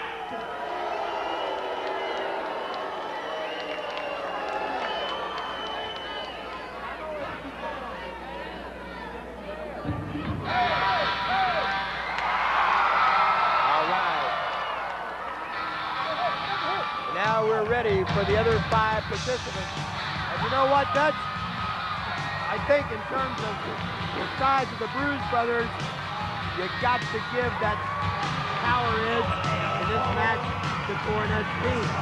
But as we both know, the determination and the tunnel vision of Bob Armstrong and what a volatile figure he can be, you got to look at that in lieu of everything else. Well, we're looking at it. They're ready tonight. When you climb into a cage with anybody, you might as well put yourself in the jungle, in the animal world. And this is exactly what this is going to be tonight, a fight to the finish. Armageddon, the mother of all battles right here. Now, we heard Cornette talk about he's going to be manager of the next World Tag Team Champions. Of course, alluding to the fact of the Heavenly Bodies in the WWF taking on the Steiners. Right. See Ricky Morton entering the ring right now. They're all attired in battle fatigues. The Army is ready. Introducing team number 2 tonight, Armstrong Service, featuring Ricky and Robert, the Rock and Roll Express, Scott and Steve, the Armstrong Brothers, and introducing the General, Bullet Bob Armstrong. See on the back of the Bullet Bob's. Rage in the Cage, 1993. You see on the back of Armstrong's fatigued shirt over there, it says Bullet 44 caliber. And I think that's pretty strong language. Which is a large bore handgun, right? Largest bore handgun. And what you're going to have in here, you got, actually, I'm going to tell you, let's say you got 5 men. Right, we're going against 5 men with 2 generals in there. Right. Tell us the difference, Les. The difference between the two generals, Cornette prefers to do his generaling and his directing from right where he's at, outside this ring. And Bob Armstrong would prefer to walk across the top of all the other 8 wrestlers and get his hands on this general, Jim Cornette. Absolutely. Okay, Rage in the Cage 93 officially underway here, the first 2 participants in the ring. And this is for 5 minutes. It will be Pritchard against Ricky Morton. And at the 5-minute mark, one member of the Cornette Criminals will be sent into that cage. At that point, Dutch, it will be 2-on-1 for at least 2 minutes. Russian leg sweep by Morton. He takes Pritchard down. He takes a good doctor down. There's one doctor to another. That's not a very good position to be in. A punch by Morton. Of course, Cornette's Criminals, as they like to call themselves, power bomb by Pritchard. They won the advantage in an earlier match tonight, Jimmy Del Rey versus Steve Armstrong. Of course, you know, Dutch, being an ex-grappler myself and you still being in that ring, the thing that excites me about this particular match is the various strategies that these generals can play off of. Now, I'm looking at Cornette's advantage, and if it's me and I've got Pritchard in against Morton, I'm going to send one of these Bruise brothers in when I get that shot to really offset that thing. Absolutely, a good move by Morton there. What do you think? Well, I think that's a pretty good strategy. I have to think about that a minute. I don't know if I really agree with it, but then again, I have no reason to really disagree with it. What happens in a match like this, invariably, what happens is the strategy will change almost from hole to hole. Right. But the main thing is, when you have that advantage, if Cornette's team can take a member of the Armstrong's army as they double up on him and hook him into those handcuffs, then they start making it, they're keeping that advantage with every new man coming in. Let's see, what we don't know at this point, who Cornette, he has the next. 3 minutes remaining, we hear right now. 3 minutes remaining, 2 minutes gone on this opening round here, Rage in the Cage 93. We don't know who Cornette will send in for his advantage. We don't know that, like you say, but you said you would send in the Power Boys, the Power. I would send one of them, yes, one of the Power Twins in. One of the Bruise Brothers.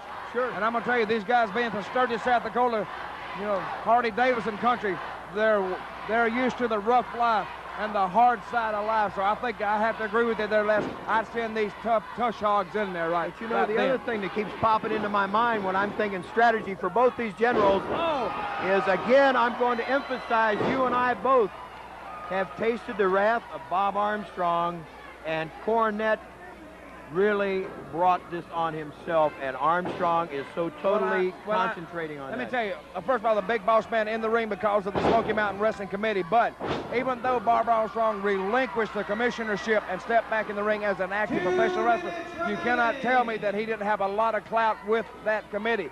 Still, I believe Bob Armstrong is pulling a lot of strings within that front office of Smoky Mountain Wrestling. Well, I think Bob... Yeah, I mean, he didn't relinquish all his political power just because he relinquished the commissionership.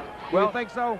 Well, he's still going to return to being a commissioner at some point in time, to the best of my knowledge, right? So he still has a tie there. Well, that's what he's leading everybody to believe right now. Big Monkey Flip, reverse, a leapfrog reverse, and sends Tom Pritchard reeling on the other side of the ring. We can see the handcuffs in this cage. There's no escape in this cage. One thing you have to say, you got to give Cornette the advantage here. He is outside the ring. He is coaching from the outside, unimpeded.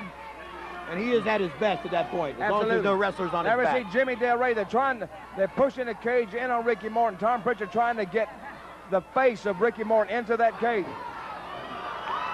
Big Boss Man has of yet been called upon to really enforce anything, but his mere presence in there, it might stop something. What Morton has just accomplished here. Okay, 1 minute remaining now. We got 1 minute. Let's see if we can have a conclusion of this before the next advantage point. Now, we see Cornette over there huddling with his man. He's talking to the Bruise Brothers, talking to Jimmy Del Rey. A lot of strategy going on in the corner. Catch your breath, Dutchman. What I was about to tell you here is Morton is taking the first clear-cut advantage in this first 5-minute segment. So right now, Cornette has to be thinking about how much... He's trying to handcuff him in there. He's trying to get that... 30 seconds remaining. As we saw Cornette huddling with his team over there, we didn't see the Armstrong's army saying anything to each other. I think they're pretty well know as a unit what they're going to do. I don't think Bob is trying to run them the way Cornette's running his team, though, Dutch. I don't think you really know what to do. I think this is a play as you pay. 6, 5, Okay, who's going in? Who's going in? It looks like the Bruise Brothers. Okay, you're right. The power man is coming in. Now, they have the advantage. Whoa. And Morton's smart enough to look for him. Now, you know this has got to be hard on the Army over there watching one of their compadres, Ricky Morton, down in the ring, and they're helpless at this point to do anything about it. I'm not sure. I saw Robert move around and try that door, but whoa. Battering ram. Battering ram, right in. A battering ram, right, not into the wire, but in that big 2x4 that runs the length of the cage up and down. Oh, look here, the Bruise Brother getting in the face of the boss man. Wait a minute. Wait a minute, Morton is opened up. Morton has been cut. Morton has been cut. And he's opened up bad. He looks like a stuck pig right now. Look, it's just dripping off of it. We're going to have to move back, Les. If he gets close to us, we're covered too. 1 minute remaining. A lot of blood in short order here on Ricky Morton, and he's in a bad way. Yes, sir. That one's gone deep on him. Okay, we got another minute before he can get any help in there. Let's see if he can withstand the barrage. And, of course, realize here, too, when whichever member of the Army comes in for Bob Armstrong's team, he is still going to have a disadvantage because Morton has been beaten down and quickly. Okay, who at this point? Let me ask you this. 30 seconds remaining. Let's see if he can withstand it. Big Boss Man checking the handcuffs. I think Big Steve will be coming for the Armstrongs. I think they're going to send the biggest guy on their team, which will be Steve Armstrong. So you're saying you're going to match power with power at this point? I think you almost have to. Look at Ricky Morton. He is Big Boss Man telling him to get off the cage, giving a swift kick there. 10, Ricky Morton 9, looks awful. 8, 7, 6. They are pounding him down. 4, Who's coming? Hey, you're right. It looks like the biggest guy on the team. It looks like Steve Armstrong is coming in the ring, and he better come in blowing. He better come in hard. He's coming with that Armstrong fire, brother. Now what this does right now, this does give Ricky Morton some respite. Steve's going to try and keep this ball rolling for 2 minutes if he can. Well, he's going to have to keep it rolling a long time because Ricky Morton is in no shape to get up and help him right now. I know that. And as you and I both know, 2 minutes in something like this can be an eternity. Well, he's running both men into the cage. But Steve would be smart to try and cuff one of these boys right now, Dutch. Ronnie's got the advantage. Yes, sir. Ricky Morton is very lucky they didn't cuff him. The Bruise Brothers coming up on the outside of the rope and trying to come back in. Steve Armstrong still on the offensive here. Now both men turning 1 minute remaining. Their attention to Steve Armstrong. Now we got 1 minute remaining. Ricky Morton. Look at Morton pounding back, and he is covered. Well, he's had some recovery time now. And the blood is all down his face, neck is down, even on down in his midsection. Ricky Morton is actually, I believe, the blood cam right in on him, the Smoky Mountain Wrestling blood cam. Look at Armstrong go to work on Pritchard. And Armstrong has opened Pritchard up. Well, I can't. I was watching. I do believe he is. Yes. He has been opened up. Okay, now we got 2 men in from both sides now. It's equal, but Armstrong has the Bruise Brother on the rope. It looks like Armstrong's Army is finally in the driver's seat. Looks like Jimmy Del Rey coming in now. 4, 3, 2, 1. That surprises me at this point that the other Bruise Brother does not come in. Now Cornette must be very aware. He's trying to put speed in here maybe to offset Morton. Well, I don't think he needs speed at this point. Morton is already slowed down. And I'm going to tell you, the boss man's still a presence in the ring, but yet at this point has not really done anything. He's let these men go as he should. He should let them go. Basically, Dutch, we both know the rules here. There are no rules. No rules. Wait a minute, boss man kicking him off the cage. And I'm going to tell you, boss man, when he makes these big Bruise Brothers mad, they're as big as he is. And there's 2 of them. But I don't see the lawman backing off. Okay, Cornette's criminals. Big elbow by the Bruise Brother. Look here.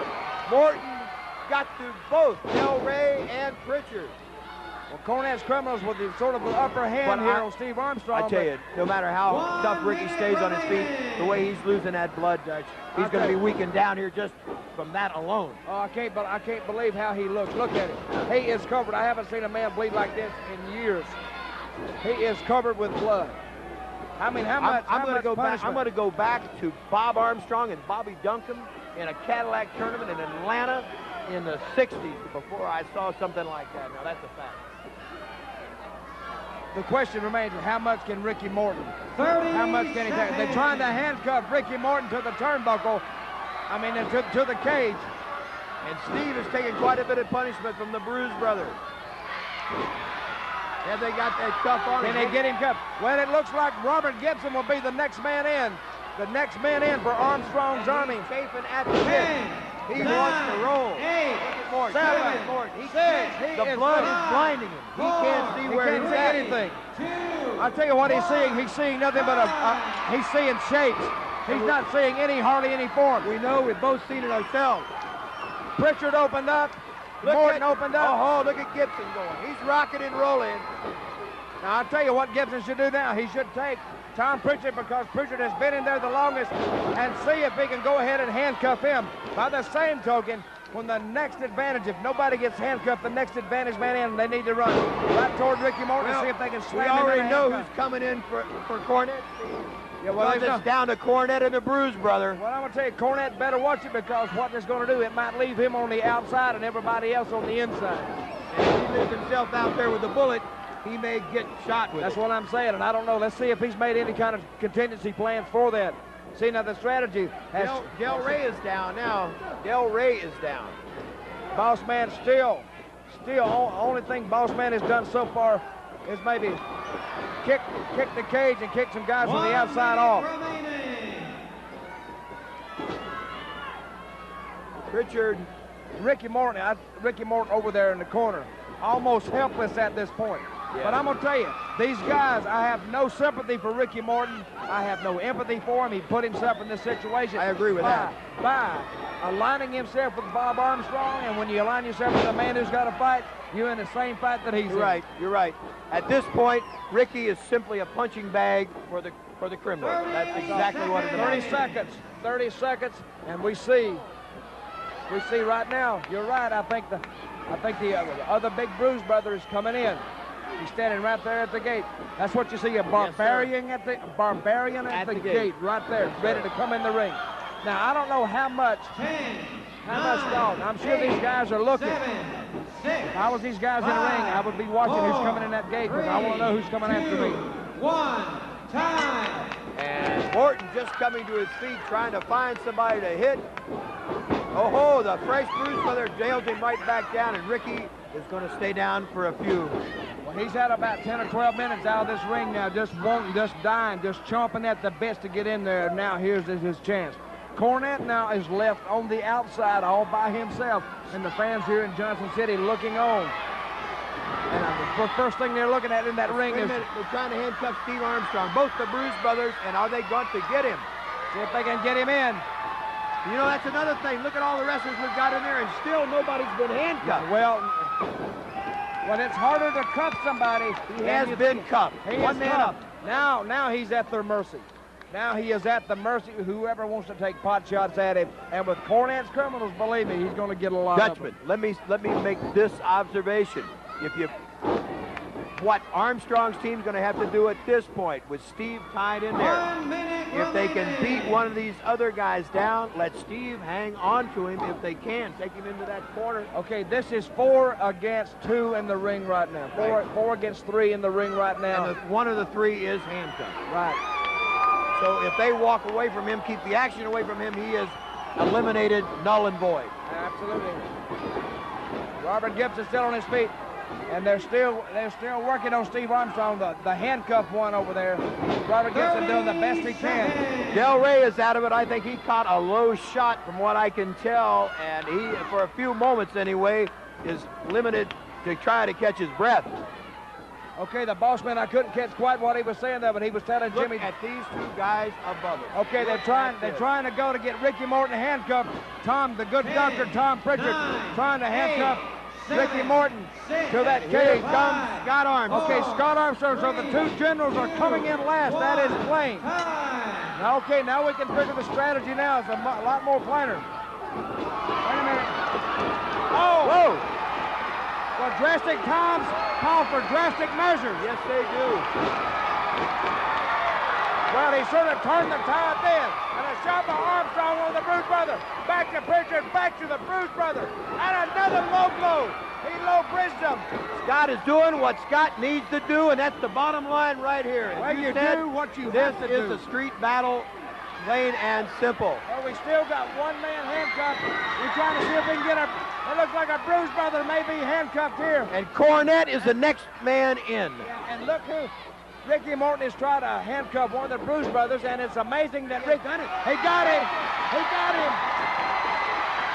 Now, you got to watch that Bruce brother so powerful, he may rip that whole cage down. You're absolutely right. Del Rey hits the cage right above us here. 1 minute remaining.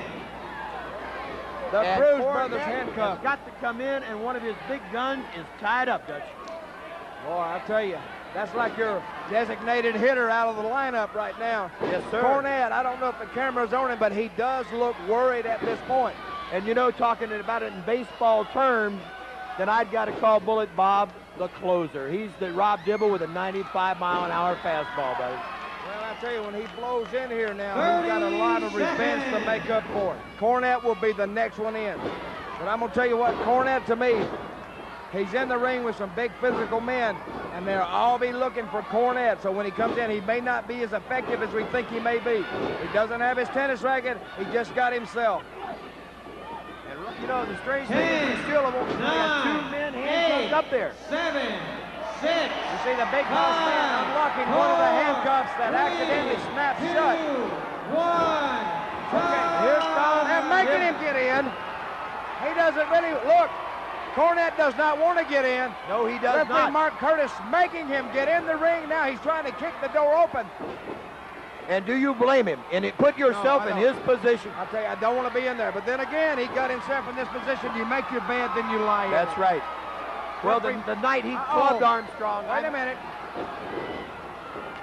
And now watch it now. This whole strategy now, all of Cornette's criminals, all of Cornette's men, they're fighting to keep people off Cornette. Oh, Robert Gibson is handcuffed to the cage. Two of the Army are handcuffed. Okay, there you see the Bruce brothers, Cornette hiding behind one of the Bruce brothers. Now we got Steve Armstrong handcuffed, Robert Gibson handcuffed, and the Bruce brothers handcuffed. And I tell you what, even the way they're going now, I really can't tell a clear-cut advantage even with some guys handcuffed. I agree. Because you still got the big gun. You got the big cannon, the big bullet ready to step in And we this know ring. exactly where he's going the minute he hits that ring. And in 1 minute, fans, you're going to see Bullet Bob Armstrong, the man who resigned the commissionership of Smoky Mountain Wrestling, to step back actively into the ring. He's going to come into one of the biggest events held in this building in 20 or 30 years. And like a heat-seeking missile, he's going right for the man in the red suit.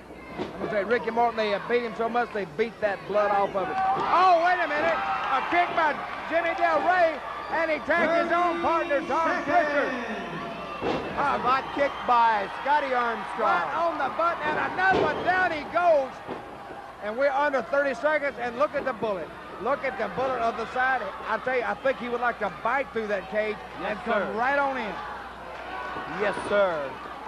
10, 9, 8. Wait a minute, 7, Cornette seeing it. 6, Cornette seeing it. 5, Look, 4, he's getting closer. 3, Wait a minute, he's trying to leave. 1. Time. And Watch here he the comes bullet in. go. And where's he gonna go? First of all, he's getting the men off his guys. A shot, and a shot to the Bruce brother. Back to Pritchard. Jimmy Del Rey feels the wrath of the bullet.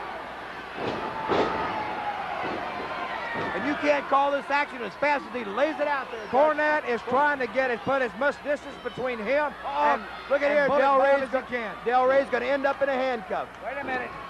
Bullet Bob looks like he's experienced putting guys in handcuffs. Didn't waste a lot of time doing it either.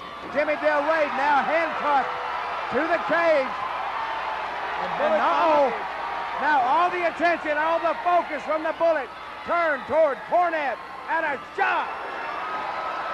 Into the Oh, wait a minute. Cornette. Hit like a sack of potatoes. You can't take many of those, brother. I'll No, tell you sir. A conditioned athlete that's experienced can't take a lot of those, and this man is definitely not a wrestler. I tell you, I've seen Cornette word a lot of times, but never like this. I don't think he's ever really faced a man with the intensity of the Bullet. I'm gonna have to tell it like it is. You're right, I agree. Tom Pritchard trying to come in and assist Cornette. 20 minutes gone, 20 minutes The gone. Bruce brother, another one handcuffed. Now it looks as though Armstrong's Army in control right now, and God help Cornette if he is left. At this point, we've got Morton and Bob Armstrong free of the handcuffs. Cornette and Pritchard free of the handcuffs. But Morton has been hooked by the Bruise brother, and Cornette clotheslines Pritchard. Look here, the two Armstrong brothers have trapped Pritchard in their corner. And Bullet Bob has just hit the wrong button on Jimmy Cornette. Jimmy Del Rey hollering for a cue from the referee, Mark Curtis. Cornette in for the ride, and a big shot by the Bullet. Morton breaks free of the Bruise brothers, so now it's the Bullet and Morton that are free. And Pritchard is He's going to see if he can make Cornette submit. Bring it. That's the end of it right there. Cornette submitted. Cornette has submitted. Spinning toe hold. Look here. Candido comes down with a key. Candido. Chris Candido brought a key to ringside. Candido down with the key. Wait a minute. One of the Bruise brothers out. Okay. Wait a minute. The boss man. He's unlocking. Wait a minute. He's using his key to unlock the Armstrongs and Robert Gibson.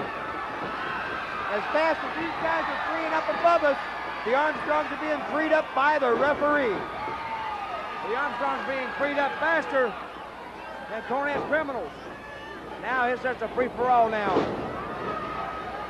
Look here, Bullet Bob with a karate thrust to the windpipe of Jim Cornette. And they're trying to cover Cornette and take him home. We've got to pile up like a football game, Dutch. They're all trying to trap Cornette. They don't think, even though he's submitted, they still want to trap him in that ring. And they're trying to get him out there and to get him. But your winners is Armstrong's Army over Cornette. Over the fall, 29 seconds. Jim Cornette has submitted. Your winners, Armstrong's Army. And there you have it, the highlight of an exciting Freedom Hall Fire on the Mountain 93. Armstrong's Army topples Cornette's Criminals. A spinning toe hold by Bullet Bob over Jim Cornette wins the match for Armstrong's Army, and they are elated. Well, Dutchman, another wild night in Smoky Mountain Wrestling. Some feuds were settled, some were started, but either way, it was an exciting night, and with this tape, you fans have been a part of history and a record-setting crowd here at Johnson City's Freedom Hall. And let me just add my special comments here. And as an added bonus with this tape, at my own behest, Smoky Mountain Wrestling is going to include on this tape a special bonus, a match between Bob Armstrong and Jim Cornette, August the 20th, Knoxville, Tennessee, at the K-Town Showdown. You watch it, you enjoy it, because I bet Cornette didn't.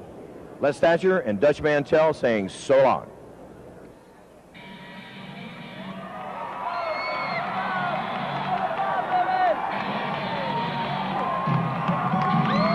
Wrestling fans, this match is the one that everybody in the Smoky Mountain area has been waiting for. This is the Lumberjack match, a match in which Bullet Bob Armstrong is seeking revenge against the beating he took in the hands of Jimmy Cornette. And unusual tonight now is Bullet Bob and his entourage are carrying tennis rackets. Scott, Steve, Bob, the Rock and Roll Express. They'll be using tennis rackets against Cornette's Criminals, as they are called. And already Steve Armstrong giving that tennis racket a little workout.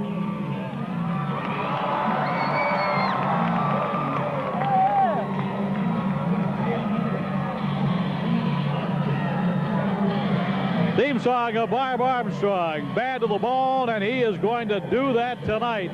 Be bad to the bone against Jimmy Cornette in a match that he says if he doesn't send Cornette all the way to the hospital, and in the same ambulance at the same hospital that he had the misfortune to ride in, and he's going to return all the fans' money in this match tonight. In this lumberjack match, wrestlers will be stationed around the ring to keep the participants inside. In this match, anything goes. And Bullet Bob Armstrong being introduced to the wrestling fans here in this K-Town showdown. Bob Armstrong weighing 250 pounds out of Marietta, Georgia. He'll be going up against Jimmy Cornette, weight unknown. Well, he is from Louisville, Kentucky. That's where he says he makes his home. But his home will be the hospital tonight if Bullet Bob has his way. Cornette a little bit slow coming to ringside. We can see him making his way now, led by his band of criminals, as they're called. Cornette's criminals against Armstrong's army. Cornette vows and declares that he is not going to the hospital. He will not be bruised and battered by Bullet Bob. Even on the back of his shirt, he has the word stencil Bullet Bob, or Bullet Who. I think Bob will imprint his name on the back of that shirt before it's over with. Cornette appears to be limping just a little bit, has an arm in a sling. Is that an arm in a sling? It looks like it from here. What is he trying to do now? Cornette has a devious mind, wrestling fans, and no doubt he has come out here. Listen. I just want to say, I sure was looking forward to wrestling this match tonight. But darn the luck, wouldn't you know it, when I went back there in the back, I slipped in a puddle of water and just tore my shoulder plumb out. I don't think I would buy that. If you would buy a story like that from Jim Cornette, you're a sucker for swampland in Florida and the Brooklyn Bridge. Let me tell you that, wrestling fans. I don't believe anything Cornette has to say. We'll just have to watch and see what happens. But as you can see in the ring, we've got the big boss man to keep law and order. And he's telling Bullet Bob to get back in the corner. He's going to give Cornette his dues. Jim Cornette, for your information, Bullet Bob Armstrong has signed a contract to wrestle here tonight. You signed a contract to wrestle here tonight.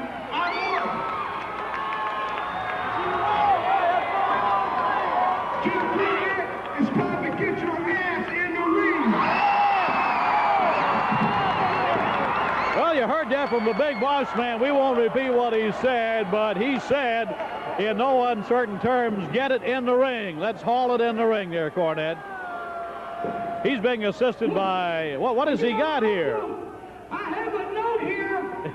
A note from his teacher, a note from his mother. Okay. Now we've heard it all. Cornette brings out a note from his mother.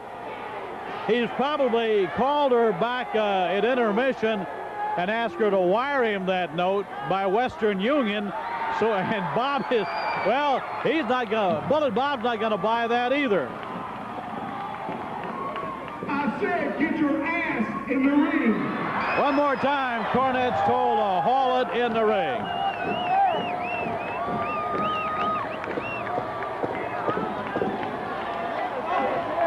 Well, let's see. He's tried the broken arm bit. He's tried a note from his mother. And now he's trying to weasel out by saying he can't move his arm.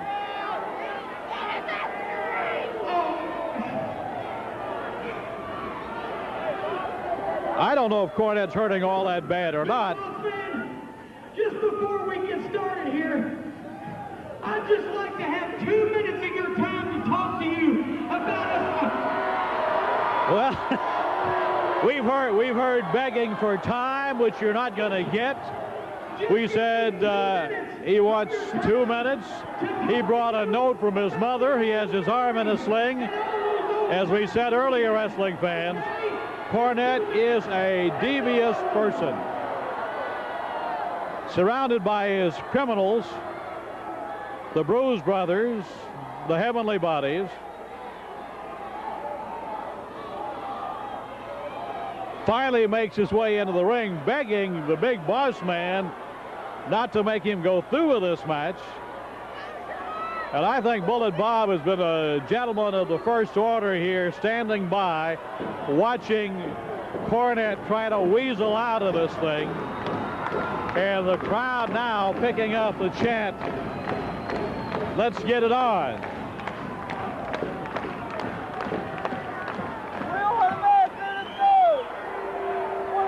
I don't know about you wrestling fans, but I'm getting tired of the song and dance of Jim Cornette's. I think we've gone this route I don't know how many times. Now he offers a hand of friendship.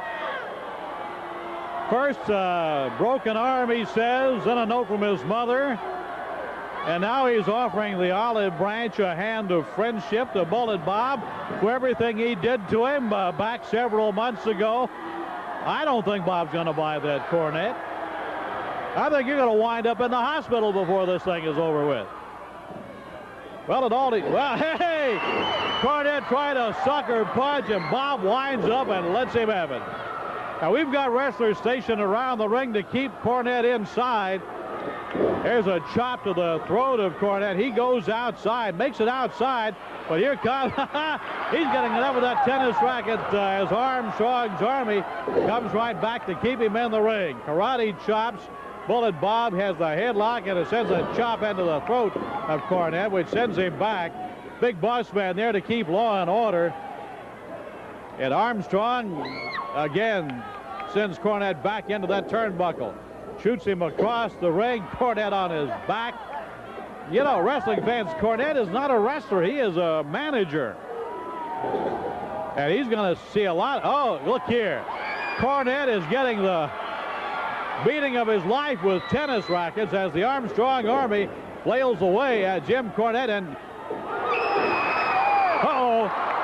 Jimmy Del Rey got a tennis racket, came in the ring flailing away at Bob Armstrong, and caught the wrath of the Big Boss Man. Cornette drops that double fist into the midsection of Bullet Bob. Goes again with the midsection. Chokehold applied by Cornette. Gets to his feet. Bob was stunned by that shot by Jimmy Del Rey with a tennis racket, and Cornette taking plenty of advantage there.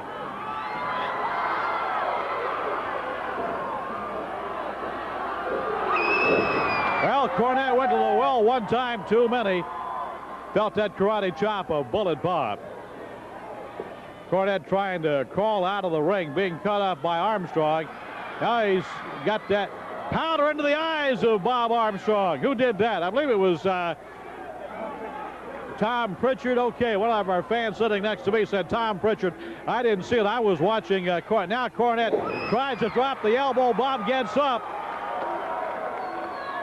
Armstrong has his face covered with some kind of a powdery substance.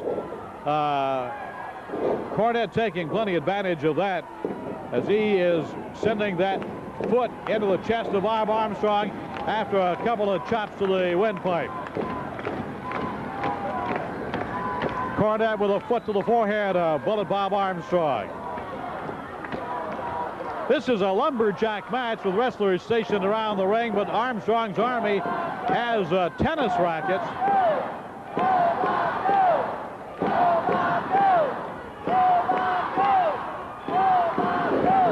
Cornette still using the karate chops to the throat of Bob Armstrong. Now goes to work on the back of Armstrong. Chokehold, rakes his head across the top strand of ropes, catapults him off, and Cornette all of a sudden has things going his way in this match. And you can give Jimmy Del Rey credit for that, and Tom Pritchard with the powder. But Bob Armstrong says he's going to send Cornette to the hospital. Now, wait a minute, Cornette. I don't think that was a smart move.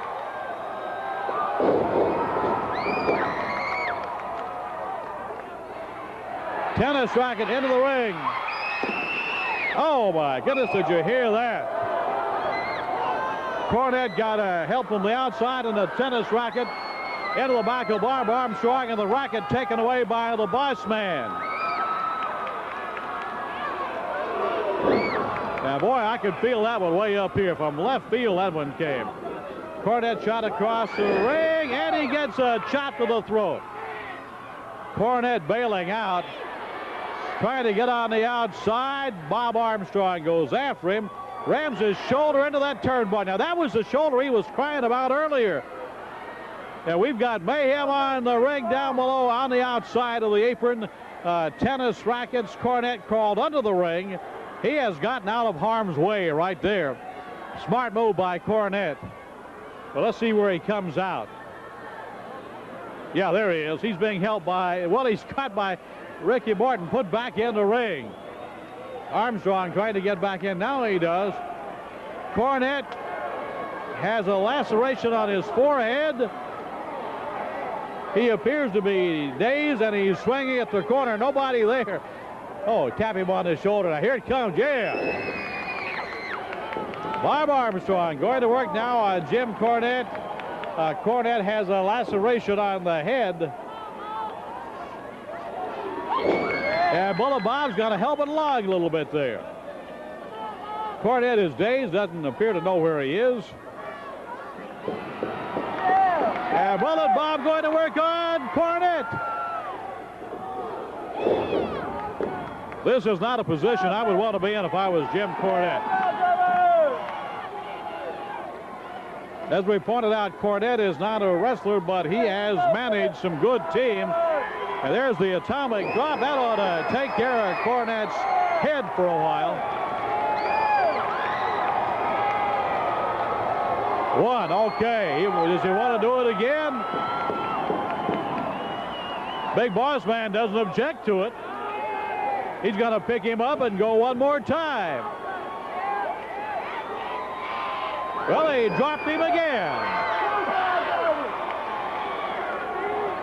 After being on the offense for quite a while, Cornette has felt the brunt of the Armstrong anger, and he is out on the canvas. And we have a 3 count for Bullet Bob, and the winner, Bob Armstrong. Cornette yet to get up after being dropped twice on the head by Bullet Bob. 911! 911! Bullet Bob said he would do it. Now the Armstrongs pick up the chant of 911. 911. I guess we'll have to bring in the stretcher for Jim Cornette. He's being assisted by Tom Pritchard and Gigolo Jimmy Del Rey.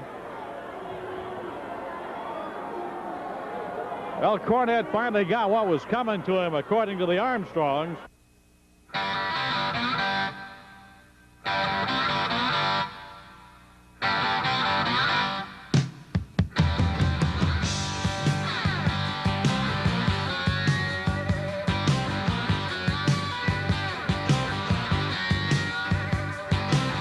Now, on the day I was born, the nurses all gathered round, and they gazed in wide wonder the joy they had found. The head nurse spoke up, said, leave this one alone. She could tell right away that I was bad to the bone. Bad to the bone. Bad to the bone. Bad. Bad. Bad. Bad to the bone. I broke 1,000 hearts before I met you. I'll break 1,000 more, baby, before I am through. I wanna be yours, pretty baby, yours and yours alone. I'm here to tell you, honey, that I'm bad to the bone. Bad to the bone. Bad. Bad. Bad. Bad to the bone.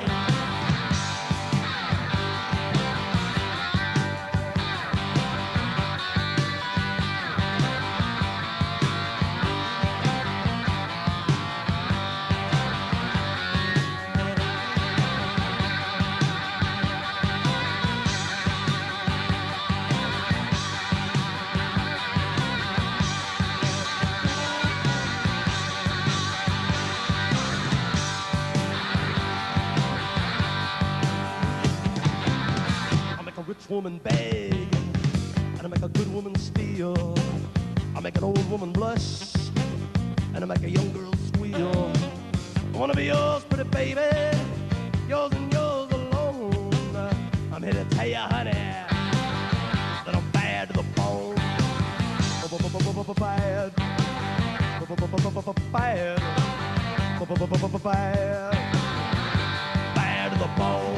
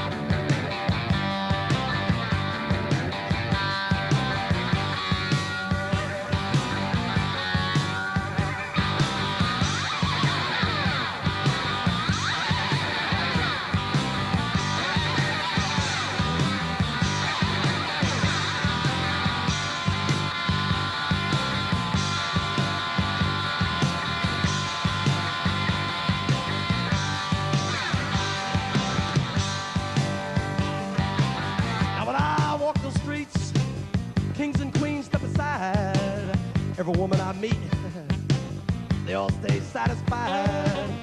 I want to tell you, pretty baby, what I see I make my own.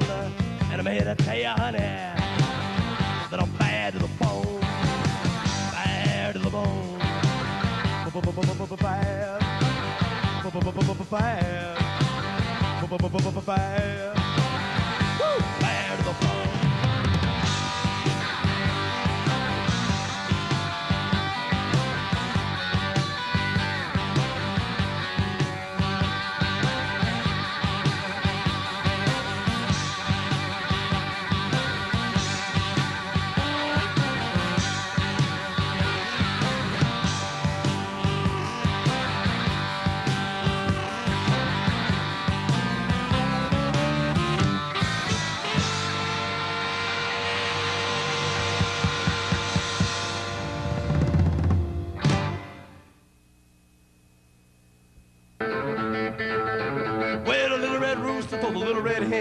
Maybe down a barn about 10:30. You bring a whiskey child, I bring a wine. We get together, gonna rock it tonight. We're gonna boogie.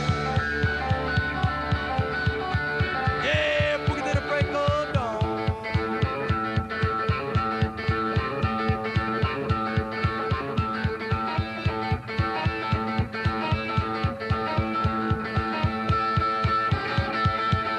Boogie chillin'.